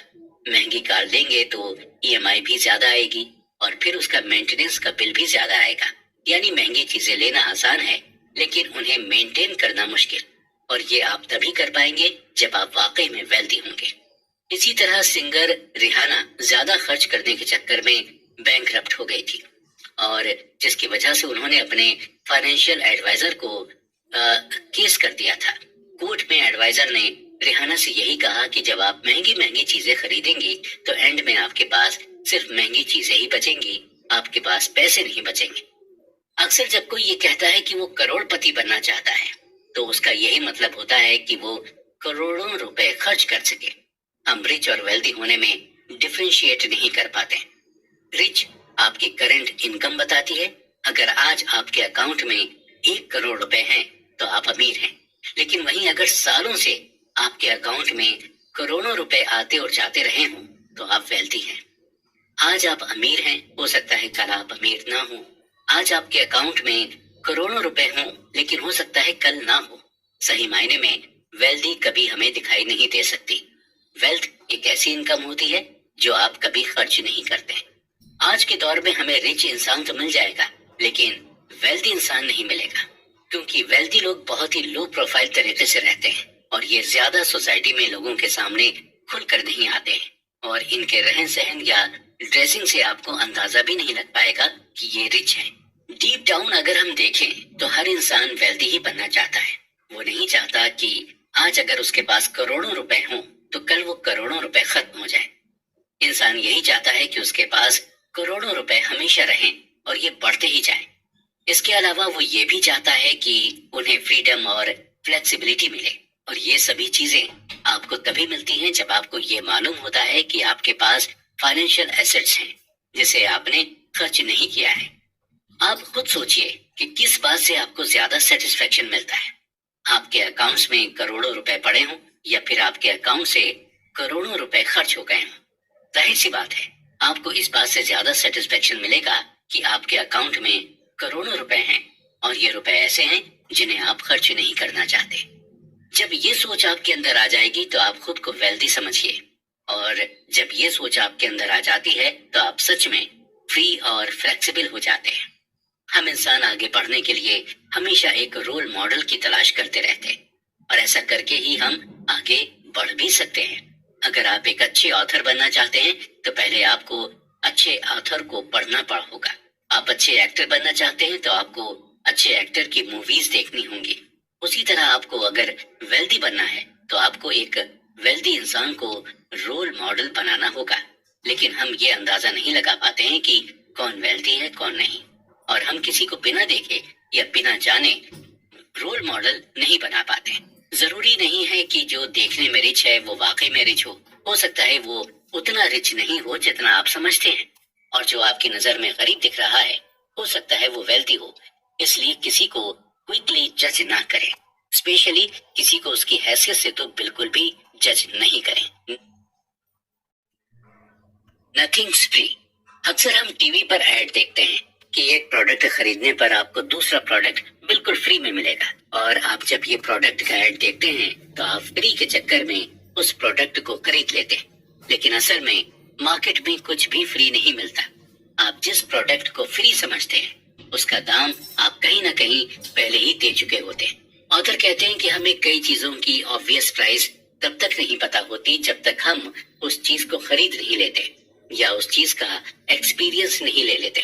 एग्जाम्पल के तौर पर आपको एक मूवी पैसा वसूल तभी लगती है जब तक आप उसे देख नहीं लेते और जब तक आप उसका एक्सपीरियंस नहीं कर लेते। मूवी अगर अच्छी है तो पैसा वसूल, और अगर बुरी है तो पैसे वेस्ट। और दोनों ही एक्सपीरियंस को पाने के लिए सबसे पहले आपको मूवी का टिकट लेना पड़ता है।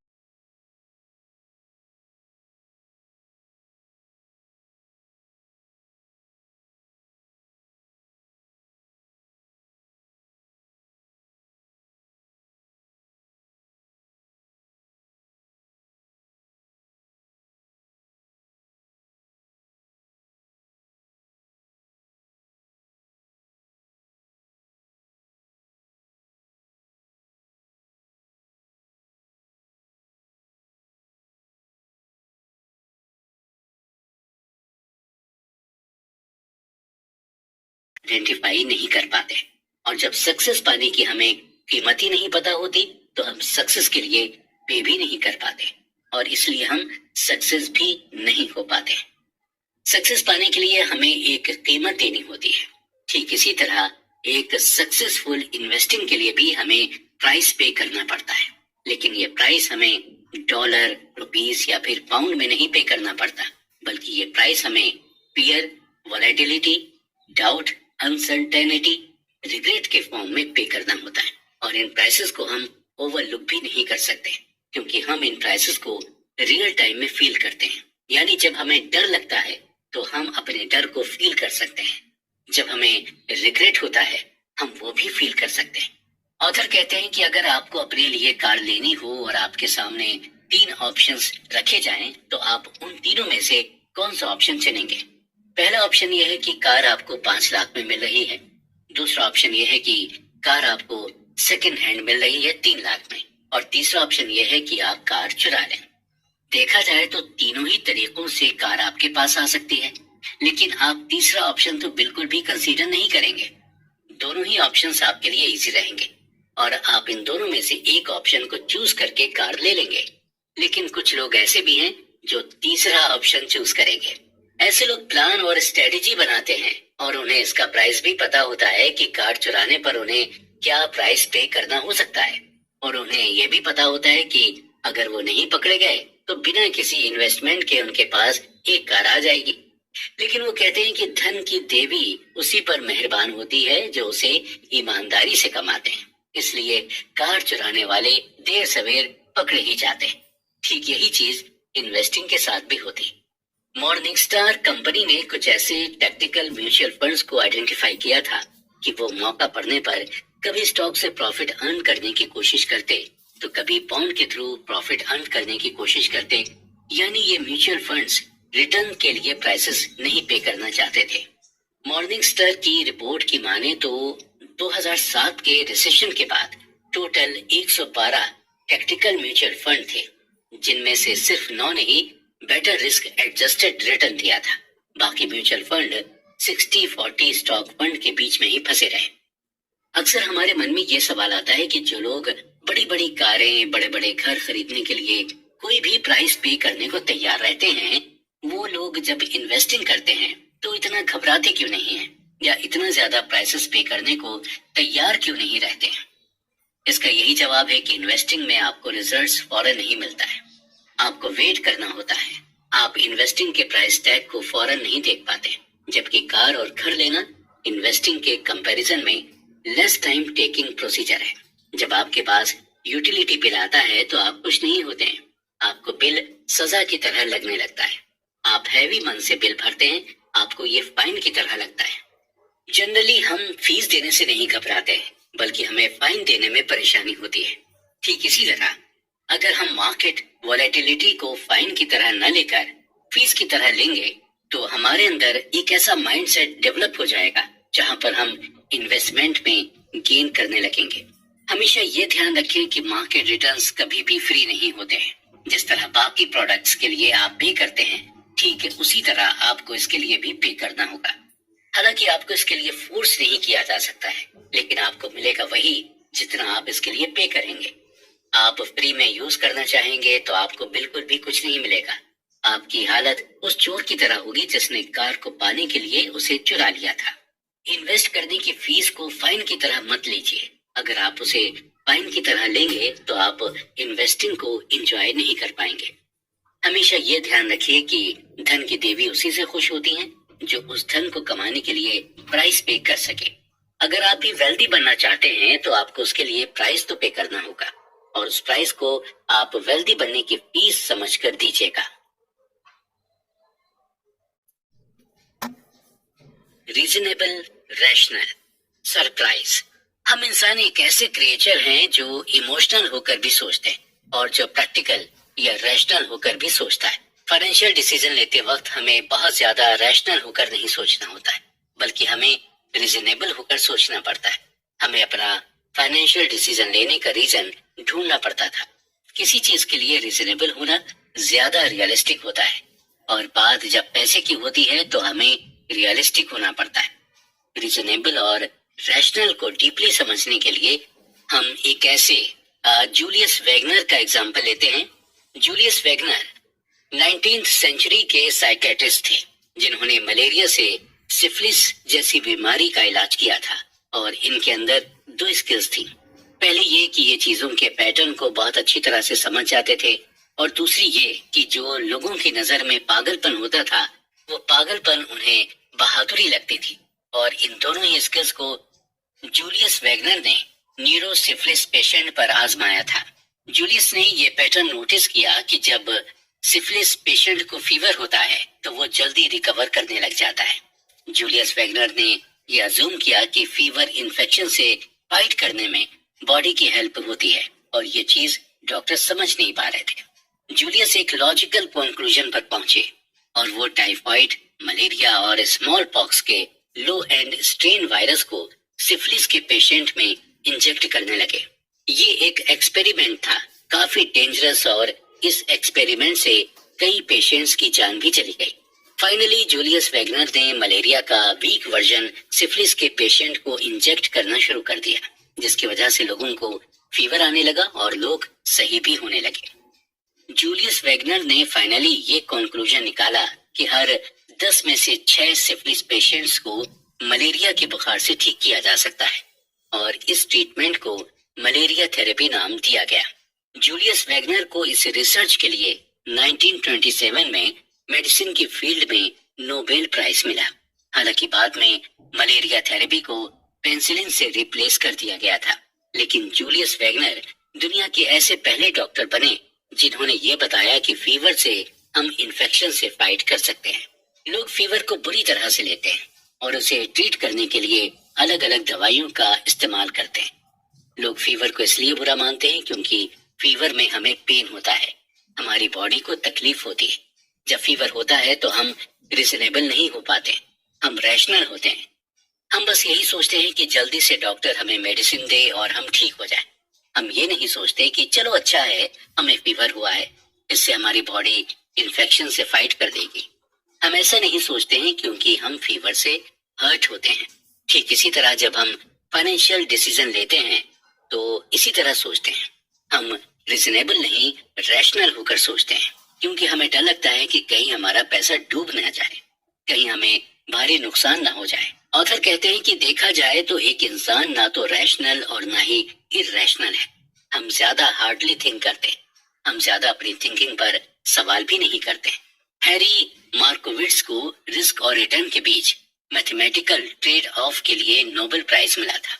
जब मार्कोविट्ज से पूछा गया कि उन्होंने किस तरह से अपने पैसे को इन्वेस्ट किया तो इसके जवाब में उन्होंने यही बताया कि उन्होंने अपने पोर्टफोलियो को बॉन्ड और इक्विटी में 50-50 स्प्लिट किया था ताकि कभी फ्यूचर में अपने इन्वेस्टमेंट को लेकर उन्हें रिग्रेट ना हो।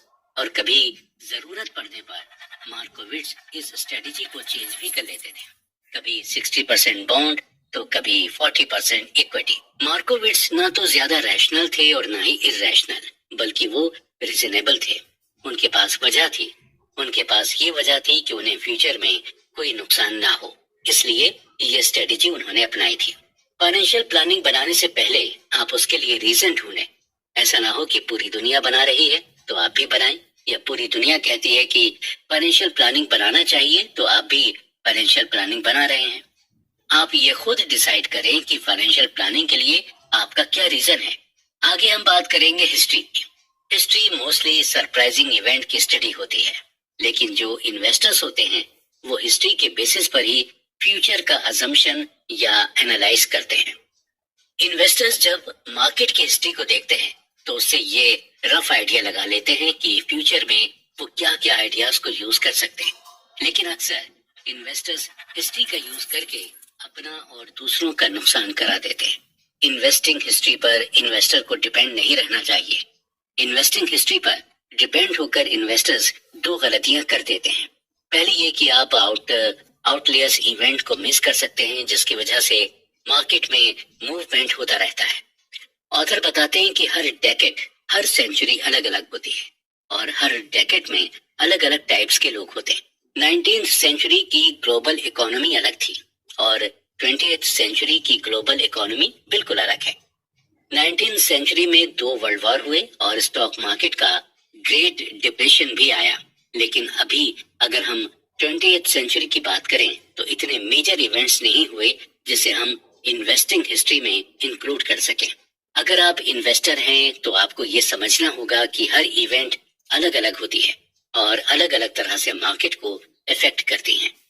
अगर 19 रूम फॉर एरर्स। दोस्तों, हम इंसान भी अजीब होते हैं। कल हमारे साथ क्या होगा हम इस चीज की बिल्कुल भी प्रिडिक्शन नहीं कर सकते। لیکن پلان ہم آنے والے کئی سالوں کے لیے بنا لیتے ہیں. ہم اس چیز کو بیوقوفی کہہ سکتے ہیں یا پھر ہم اسے ہماری آپٹیمسٹک تھنکنگ کہہ سکتے ہیں. کب ہمارے ساتھ کیا ہو جائے ہمیں کچھ بھی پتہ نہیں ہوتا، یعنی ہماری لائف ان ایکسپیکٹڈ ہوتی ہے. ٹھیک اسی طرح جب ہم فائنینشیل بیہیویئر کی بات کرتے ہیں تو فائنینشیل بیہیویئر کا بیسٹ ایگزامپل ہمیں ایسی جگہ سے دیکھنے کو ملتا ہے جہاں سے کسی کو ایکسپیکٹیشن ہی نہیں ہوتی. لاس ویگاس کے کیسینوز اسمارٹ فائنینشیل بیہیویئر کا شاندار ایگزامپل ہے. جی ہاں، کیسینوز میں آپ کے ایسے کئی بلیک جیک کارڈ پلیئر مل جائیں گے جو آپ کو یہ سکھا سکتے ہیں کہ اپنے پیسے کو کیسے مینج کریں، اور یہ آپ کو روم آف ایرر کی امپورٹنس کیا ہوتی ہے یہ بھی آپ بلیک جیک کارڈ پلیئر سے سیکھ پائیں گے. بلیک جیک کارڈ کاؤنٹنگ کا فنڈامنٹل سمبل ہے. کسی کو اس بات کی سرٹینٹی نہیں ہوتی ہے کہ کارڈ ڈیلر اگلا کون سا کارڈ ڈرا کرے گا، لیکن جو بلیک جیک کارڈ پلیئر ہوتے ہیں وہ اس طرح سے ازیوم کرتے ہیں کہ کون سا کارڈ ڈیلر پہلے ہی ڈرا کر چکا ہے، اور اس ازمپشن پر بلیک جیک کارڈ پلیئر یہ بتا دیتے ہیں کہ اگلا کارڈ کون سا ہوگا. آتھر اس بات کو ہمیں اگزامپل دے کر سمجھاتے ہیں کہ سپوز کیجئے ایک کارڈ ڈیلر کے پاس ABCD اور E نام کے 5 کارڈ تھے، جن میں سے A اور B کارڈ ڈیلر پہلے ہی ڈرا کر چکا ہے. تو black Jack card player C, D اور E کو لے کر اپنا ایزمپشن کرتے ہیں. وہ اپنی پروبیبلٹی کو کم کرنے کی کوشش کرتے ہیں، یعنی وہ روم فار ایرر کا چانس نہیں دیتے. ایسا پلیئر جب آپ کو یہ معلوم ہوتا ہے کہ کارڈ کون سا آنے والا ہے تو آپ پھر زیادہ بیٹ لگاتے ہیں، اور جب آپ کو ایگزیکٹلی پتہ نہیں ہوتا کہ کارڈ کون سا آنے والا ہے تو آپ کم بیٹ لگاتے ہیں. بلیک جیک کارڈ پلیئر کو یہ معلوم ہوتا ہے کہ وہ گیم آف آڈس کھیل رہا ہے، اور اس کھیل میں کوئی سرٹینٹیز نہیں ہوتی. آپ کبھی بھی یہ گیس نہیں کر سکتے ہیں کہ کون سا مومنٹ آپ کے لیے بیسٹ ہوگا. آپ اپنے آپ کو روم فار ایرر دینا چاہتے ہیں. آپ کو یہ مان کر چلنا ہوگا کہ آپ نے جو پلان بنایا ہے ہو سکتا ہے وہ پلان کام نہ کرے.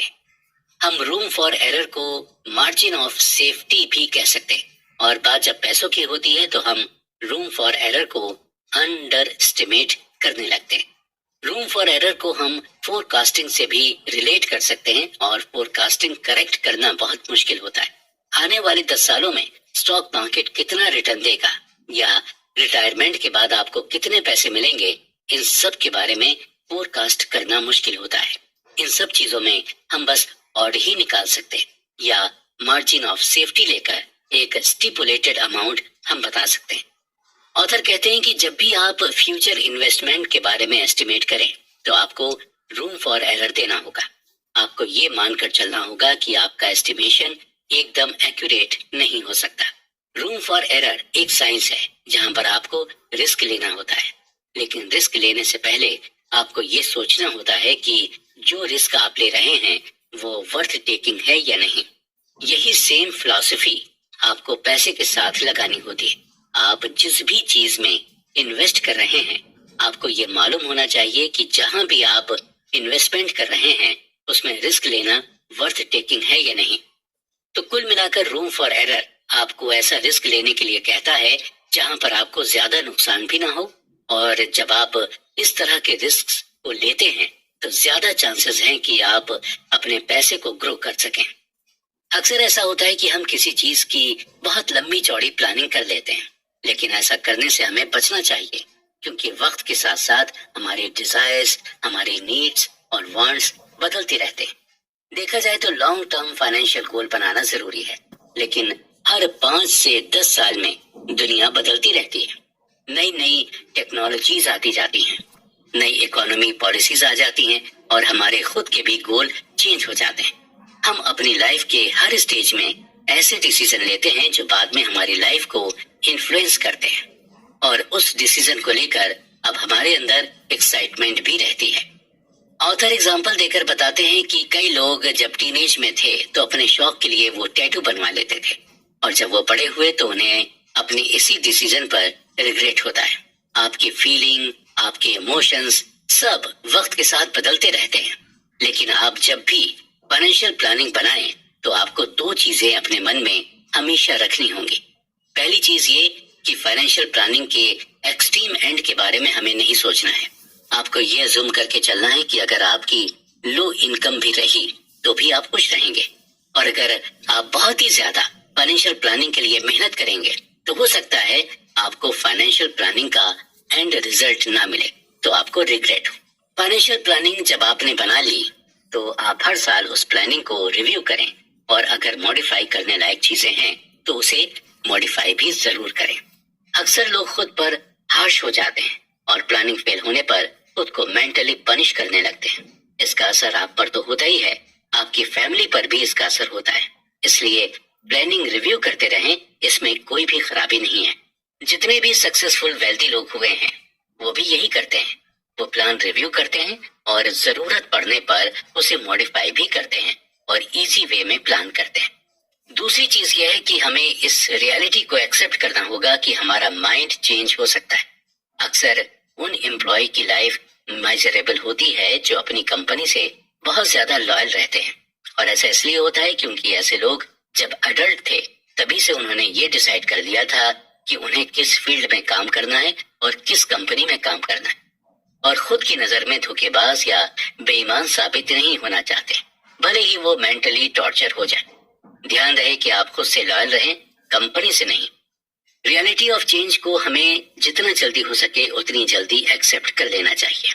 एग्जाम्पल के तौर पर अमेज़न जब शुरू हुआ था तब वो सिर्फ एक बुक स्टोर हुआ करता था।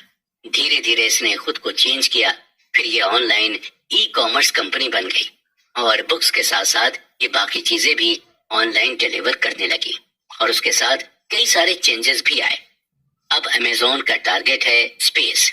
अगर अमेज़न खुद को बुक स्टोर तक ही लिमिटेड करके रखती तो शायद आज ये जिस मुकाम पर है उस मुकाम तक नहीं पहुंच पाती, और आज दुनिया के सबसे वैल्यूएबल कंपनीज में से एक नहीं बन पाती। जेफ बेजोस हर 5 से 10 साल में चेंज की रियलिटी को समझ जाते हैं और फिर उसी हिसाब से अपनी प्लानिंग बनाते हैं, और शायद यही उनकी सक्सेस का सीक्रेट है। अगर आप खुद को कॉन्स्टेंट यानी बांध कर रखेंगे किसी प्लानिंग में तो आप बाकी किसी भी अपॉर्चुनिटी को एक्सप्लोर ही नहीं कर पाएंगे। आपको ये समझना होगा कि जैसे जैसे दुनिया बदल रही है वैसे ही वैसे आपको भी बदलना होगा।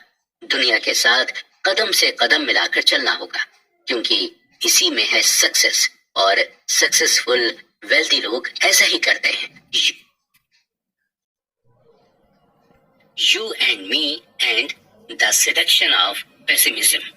लालच ह्यूमन नेचर का ही पार्ट है, और हम सबके अंदर कहीं ना कहीं किसी न किसी चीज के लिए लालच भरा होता है।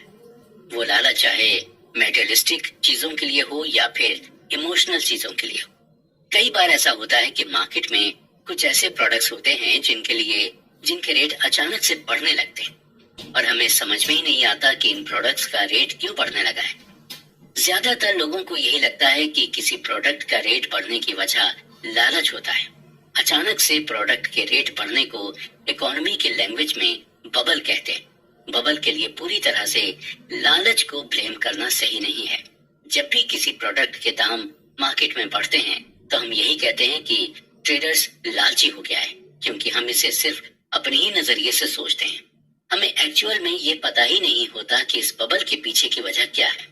कोई भी एक्सपर्ट आपको ये नहीं बता पाएगा कि आखिर ये इकोनॉमिकल बबल होते क्यों हैं। ये ठीक उसी तरह है जब कोई आपसे पूछे कि आखिर ये वॉर क्यों होते हैं। आप कभी इसका रीजनेबल आंसर नहीं दे पाएंगे, क्योंकि वॉर करने के सबके अलग अलग रीजंस होते हैं। लेकिन हम एक रीजन इसके लिए कह सकते हैं, वो ये है कि कभी कभी इन्वेस्टर्स दूसरे इन्वेस्टर से कुछ ऐसी एडवाइस ले लेते हैं जो एक्चुअल में उनके लिए सही नहीं होती। यानी दूसरे इन्वेस्टर्स के इन्फ्लुएंस में आकर कई इन्वेस्टर्स ऐसे डिसीजन ले लेते हैं जिनकी वजह से पूरी मार्केट में असर देखने को मिलता है, और जिसकी वजह से इकोनॉमिकल बबल आ जाता है। एक नॉर्मल इंसान का विजन और एक इन्वेस्टर का विजन अलग अलग होता है। एक नॉर्मल इंसान की कोशिश यही रहती है कि वो अपने पैसे को लॉन्गर टर्म तक इन्वेस्ट करके रखे, जबकि इन्वेस्टर्स अपने इन्वेस्टमेंट को शॉर्ट टर्म तक के लिए रखते हैं। ऑथर हमें एग्जाम्पल देकर समझाते हुए कहते हैं कि जब .com बबल हुआ, यानी टेक्नोलॉजी बबल, तब 1999 में याहू के स्टॉक के लिए एक नॉर्मल इंसान पागल हुआ जा रहा था। उसे यही लग रहा था कि ये इन्वेस्टमेंट 30 साल बाद उन्हें $1 जिलियन का रिटर्न देगा। لیکن انویسٹرز نے ان سب پر صرف کم ٹائم کے لیے انویسٹ کیا تھا اور زیادہ اماؤنٹ انویسٹ کیا تھا۔ انویسٹرز کو یہ معلوم تھا کہ اس اسٹاک میں ابھی مومنٹم ہے، لیکن یہ مومنٹم کبھی بھی شفٹ ہو سکتا ہے، اس لیے شارٹ ٹرم میں زیادہ اماؤنٹ انویسٹ کرو۔ اور جب کوئی ایک اچھا ٹریڈر شارٹ ٹرم انویسٹمنٹ کرتا ہے تو اسے دیکھ کر کئی دوسرے ٹریڈرز بھی انویسٹ کرنے لگتے ہیں، اور کئی ٹریڈرز انٹرا ڈے ٹریڈنگ بھی کرتے ہیں، جس سے کبھی کبھی اکنامیکل ببل ہونے لگتا ہے۔ 2000 میں یہی ہوا تھا۔ اس دوران ہاؤسنگ ببل ہونے لگا تھا اور گھر کے دام مہنگے ہونے لگے تھے، کیونکہ اس دوران کئی انویسٹرز پراپرٹی خرید کر تھوڑے دن بعد بیچنے لگے تھے۔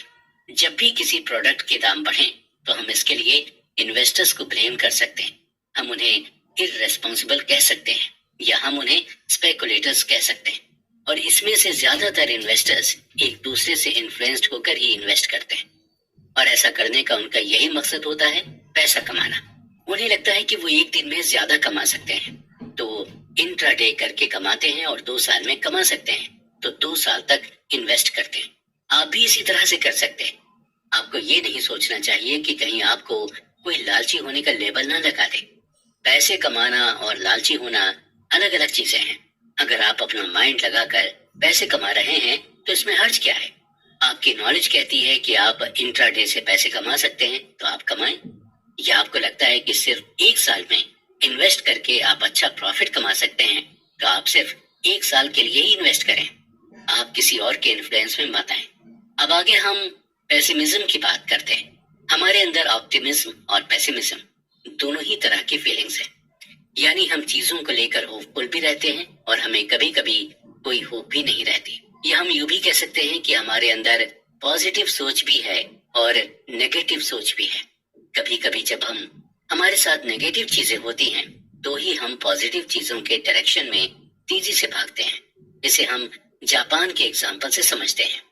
ورلڈ وار کے بعد جاپان کی حالت بہت ہی زیادہ خراب ہو چکی تھی اور جاپان کی اکانومی لگ بھگ ڈوب چکی تھی۔ جاپان آلموسٹ انڈسٹریلی، سوشلی اور اکنامیکلی برباد ہو چکا تھا، اور اگر کوئی اس وقت جاپانی لوگوں سے یہ کہتا کہ 50 سال بعد آپ لوگ دنیا کی سب سے ڈیولپ کنٹری بنیں گے تو شاید جاپانی لوگ آپ پر ہنستے، لیکن ہوا یہی، جاپانیوں نے ان 50 سالوں میں اتنی زیادہ ترقی کر لی کہ اس کی اکانومی کا لوگ اگزامپل دینے لگے تھے، اور اس نے ہر فیلڈ میں خود کو ڈیولپ کر دیا تھا۔ دیکھا جائے تو پیسیمزم آپٹیمزم سے زیادہ اسمارٹ ہے اور ریزنیبل بھی ہے۔ اگر آپ کسی سے کہیں کہ سب کچھ اچھا ہوگا تو شاید آپ کی ان باتوں پر وہ زیادہ اٹینشن نہیں دے گا، لیکن وہیں اگر آپ اس سے یہ کہیں کہ تم خطرے میں ہو، تمہارے ساتھ کچھ برا ہو سکتا ہے، تو اس کی اٹینشن آپ کی طرف شفٹ ہو جائے گی۔ آتھر کی مانے تو موسٹلی جب آپ کسی سے کہتے ہیں کہ تم کچھ نہیں کر پاؤ گے، تمہاری لائف میں کچھ نہیں ہو پائے گا، تو یہ بات اس انسان کو چبھتی ہے اور آپ کی یہ بات اس کے لیے فیول کا کام کرتی، اور وہی انسان کچھ سال کے بعد آپ کو غلط ثابت کر دیتا ہے، یعنی آپ نے پیسیمزم ایٹیٹیوڈ دکھا کر سامنے والے کو آپٹیمزم کی طرف شفٹ کر دیا۔ اسی طرح جب ایک اسٹاک ٹریڈر یہ کہتا ہے کہ اس نے جو اسٹاک خریدا ہے وہ آنے والے سالوں میں دگنا ہو جائے گا، تو زیادہ چانسز رہتے ہیں کہ شاید ایسا نہ ہو۔ وہیں جب کوئی یہ بولتا ہے کہ جو اسٹاک اس نے خریدا ہے وہ ایک دم بیکار ہے، تو اکثر وہی اسٹاک اچھا پرفارمنس دے دیتا ہے۔ بات جب پیسے کی آتی ہے تو آپ کو تھوڑا پیسمسٹک ہو کر سوچنا چاہیے، کیونکہ اس سے آپ کو فائنینشیل لاس کم فیل ہوگا۔ ایگزامپل کے طور پر جب آپ کسی کو اپنے پیسے ادھار دیتے ہیں تو ادھار دیتے وقت آپ کو من میں کہیں نہ کہیں یہ سوچ لینی چاہیے کہ آپ کے پیسے اب شاید نہیں ملیں گے۔ جب آپ اس طرح کی سوچ اپنے من میں رکھ لیتے ہیں تو آپ کو فائنینشیل لاس کی زیادہ ٹینشن نہیں رہتی۔ آپ اپنے من میں پہلے سے ہی یہ پرسپشن بنا لیتے ہیں کہ آپ کو آلریڈی لاس ہو چکا ہے، اور جب وہی پیسے آپ کو واپس ملتے ہیں تو آپ کو بہت خوشی ہوتی، اور جبکہ وہ پیسے خود آپ کے ہی ہوتے ہیں، وہ ایکسٹرا پیسے بھی نہیں ہوتے جو آپ نے کمائے ہوں۔ آپ کا پیسہ آپ کو کچھ دنوں بعد ملتا ہے۔ یہ خوشی آپ کو اس لیے ملتی ہے کیونکہ آپ اپنے من میں پیسیمسٹک تھاٹ لے کر چلے تھے۔ وہیں اگر بات ہم انویسٹنگ کی کریں تو ہم بہت زیادہ ایکسپیکٹیشنز رکھ لیتے ہیں۔ ہم یہ امید لگا کر بیٹھ جاتے ہیں کہ ہمیں بہت زیادہ ریٹرن ملے گا، اور جب نہیں ملتا تو ہم فرسٹریٹ ہو کر سیڈ ہو جاتے ہیں۔ لیکن وہیں اگر ہم یہ مان کر چلیں कि हमें बहुत ज्यादा रिटर्न नहीं मिलेगा या शायद हमें हमारा प्रिंसिपल अमाउंट ही नहीं मिलेगा, तो हम अपने मन में इत्मीनान रख लेते हैं और जब हमें थोड़ा भी रिटर्न मिलता है तो हमें बहुत ज्यादा खुशी मिलती है। इसलिए पैसों के मामले में ज्यादातर पेसिमिज्म सोच रखें, वो भी तब जब आप अपने पैसे को कहीं इन्वेस्ट कर रहे हैं। अदरवाइज आपको हमेशा ये सोचना चाहिए कि आप एक दिन वेल्थी जरूर बनेंगे।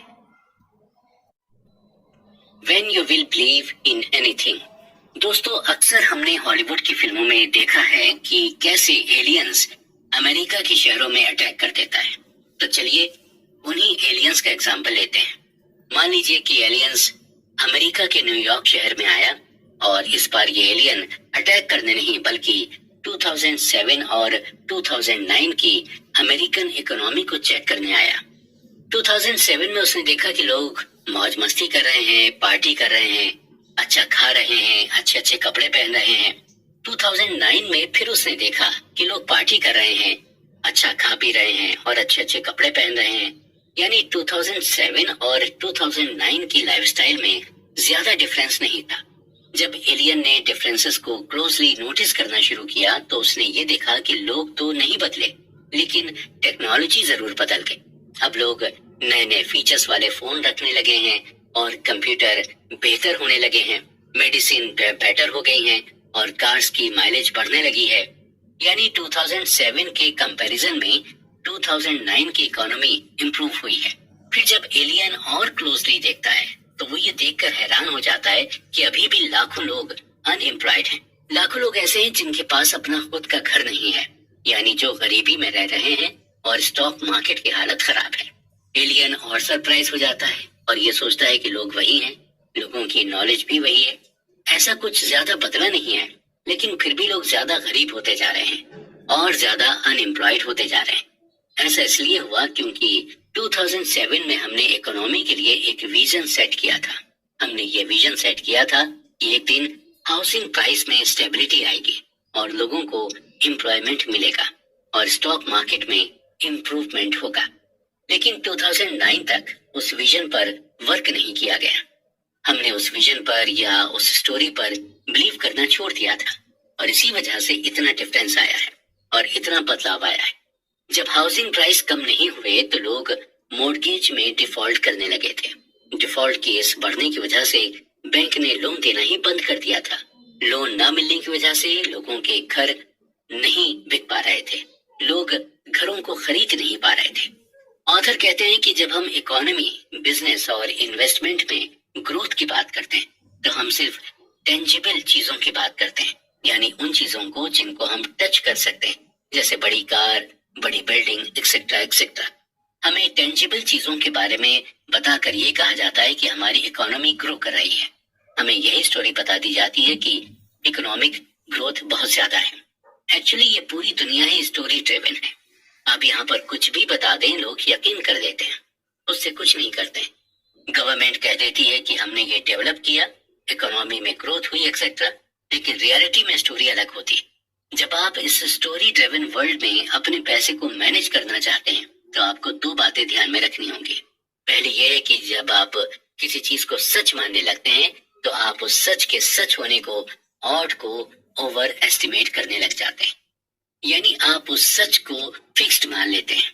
आपको उसके अलावा दूसरे किसी सच पर यकीन नहीं होता है।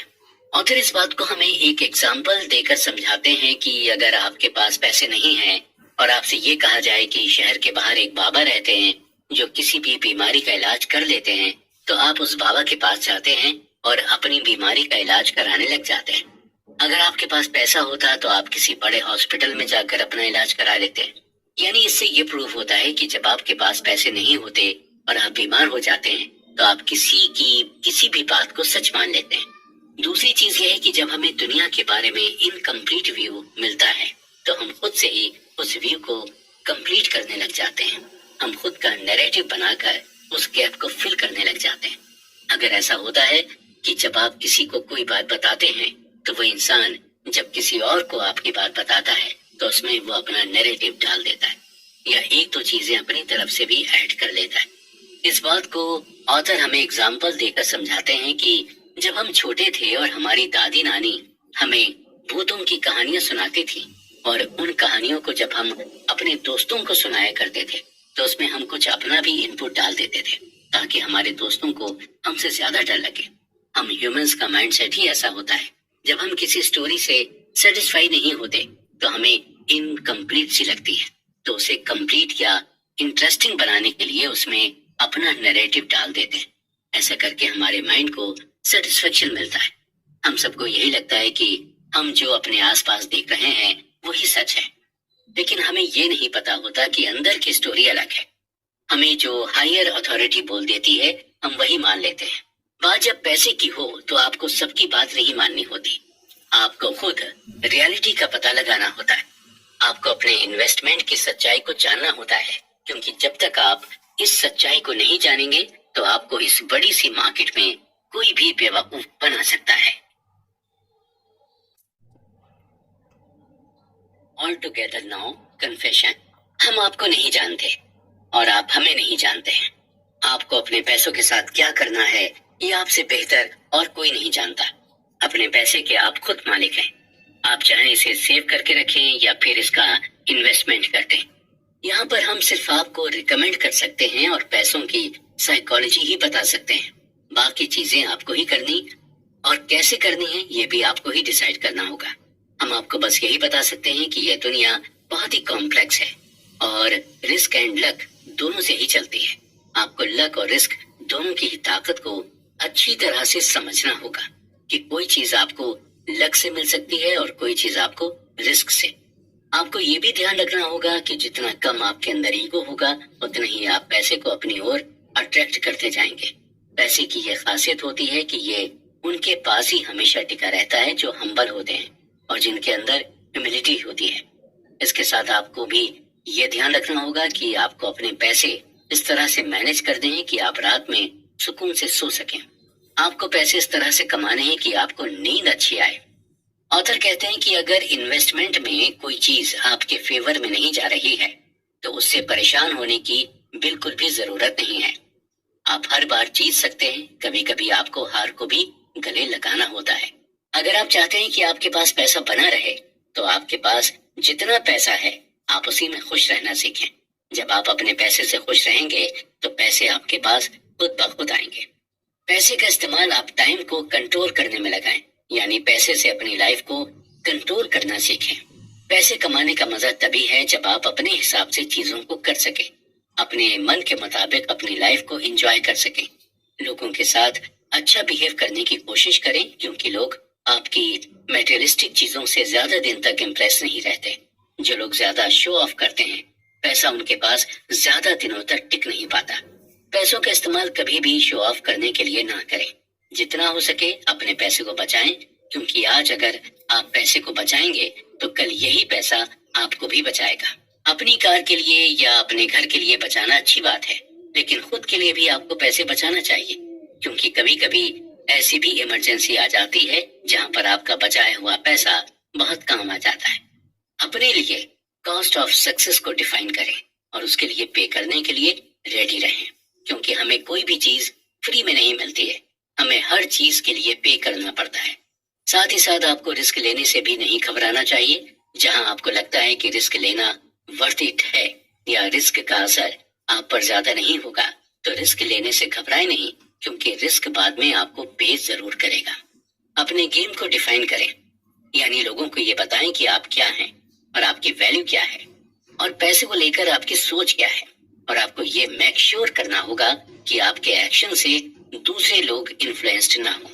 دوسرے کے ڈیسیزن کی ریسپیکٹ کریں, اسپیشلی فائنانس میں, کیونکہ ہر انسان کے اپنے الگ الگ فائنینشیل گول ہوتے ہیں اور الگ الگ اپروچ بھی ہوتی ہیں, اور اسی گول اور اپروچ سے ایک انسان اپنا ڈیسیزن بنا لیتا ہے. آپ وہی کریں جو آپ کے لیے فائنینشیلی ورک کرتا ہے. آپ کو یہ جاننا ہوگا کہ آپ کی فیملی سیونگ کے بارے میں کیا سوچتی ہے. آپ اپنی فیملی سے اپنے سیونگ پلان کے بارے میں ڈسکس کر سکتے ہیں اور انہیں یہ بتا سکتے ہیں کہ سیونگ کرنا کتنا ضروری ہے. اگر آپ شادی شدہ ہیں تو آپ اپنی وائف کے ساتھ مل کر بھی سیونگ کر سکتے ہیں اور انہیں انڈیویجولی سیونگ کرنے کے لیے بھی موٹیویٹ کر سکتے ہیں. اس کے علاوہ آپ کس چیز کے لیے سیونگ کر رہے ہیں اس کا بھی آپ کو ٹارگیٹ بنانا ہوگا. آپ گھر کے لیے سیونگ کر رہے ہیں या फिर कार खरीदने के लिए सेविंग कर रहे हैं या किसी जगह हॉलीडे मनाने की सेविंग कर रहे हैं, ये आपको अपने घर वालों के साथ डिस्कस करना होगा। जब आप अपने घर वालों के साथ अपनी सेविंग के प्लान को डिस्कस करेंगे तो आप और ज्यादा मोटिवेटेड फील करेंगे। दूसरी चीज ये है कि आपको अपनी इन्वेस्टमेंट प्लान के बारे में भी अपने घर वालों को बताना होगा और उनसे ये डिस्कस करना होगा कि आप किस चीज में अपने पैसे को इन्वेस्ट कर रहे हैं। आपके लिए ये जानना जरूरी है कि आपके घर वाले इन्वेस्टिंग के बारे में क्या सोचते हैं। आपको अपने घर वालों को स्टॉक मार्केट के बारे में बताना होगा और उन्हें यह समझाना होगा कि अगर स्टॉक मार्केट में आपको नॉलेज है तो स्टॉक मार्केट में इन्वेस्ट करने से बिल्कुल भी घबराना नहीं चाहिए। आपको अपनी वाइफ या फिर अपने पेरेंट्स को स्टॉक मार्केट में इन्वेस्ट करने के लिए मोटिवेट करना चाहिए। ऑथर आगे कहते हैं कि आपको स्ट्रांगली अपनी फाइनेंशियल फ्रीडम पर वर्क करना चाहिए। हमारा जो भी फाइनेंशियल गोल है उसकी तरफ धीरे धीरे कदम बढ़ाना चाहिए और हमारा ये कदम सही डायरेक्शन में तभी बढ़ेगा जब हम साइकोलॉजी ऑफ मनी को समझ जाएंगे और अपने दिमाग में पूरी तरह से इसे बसा लेंगे।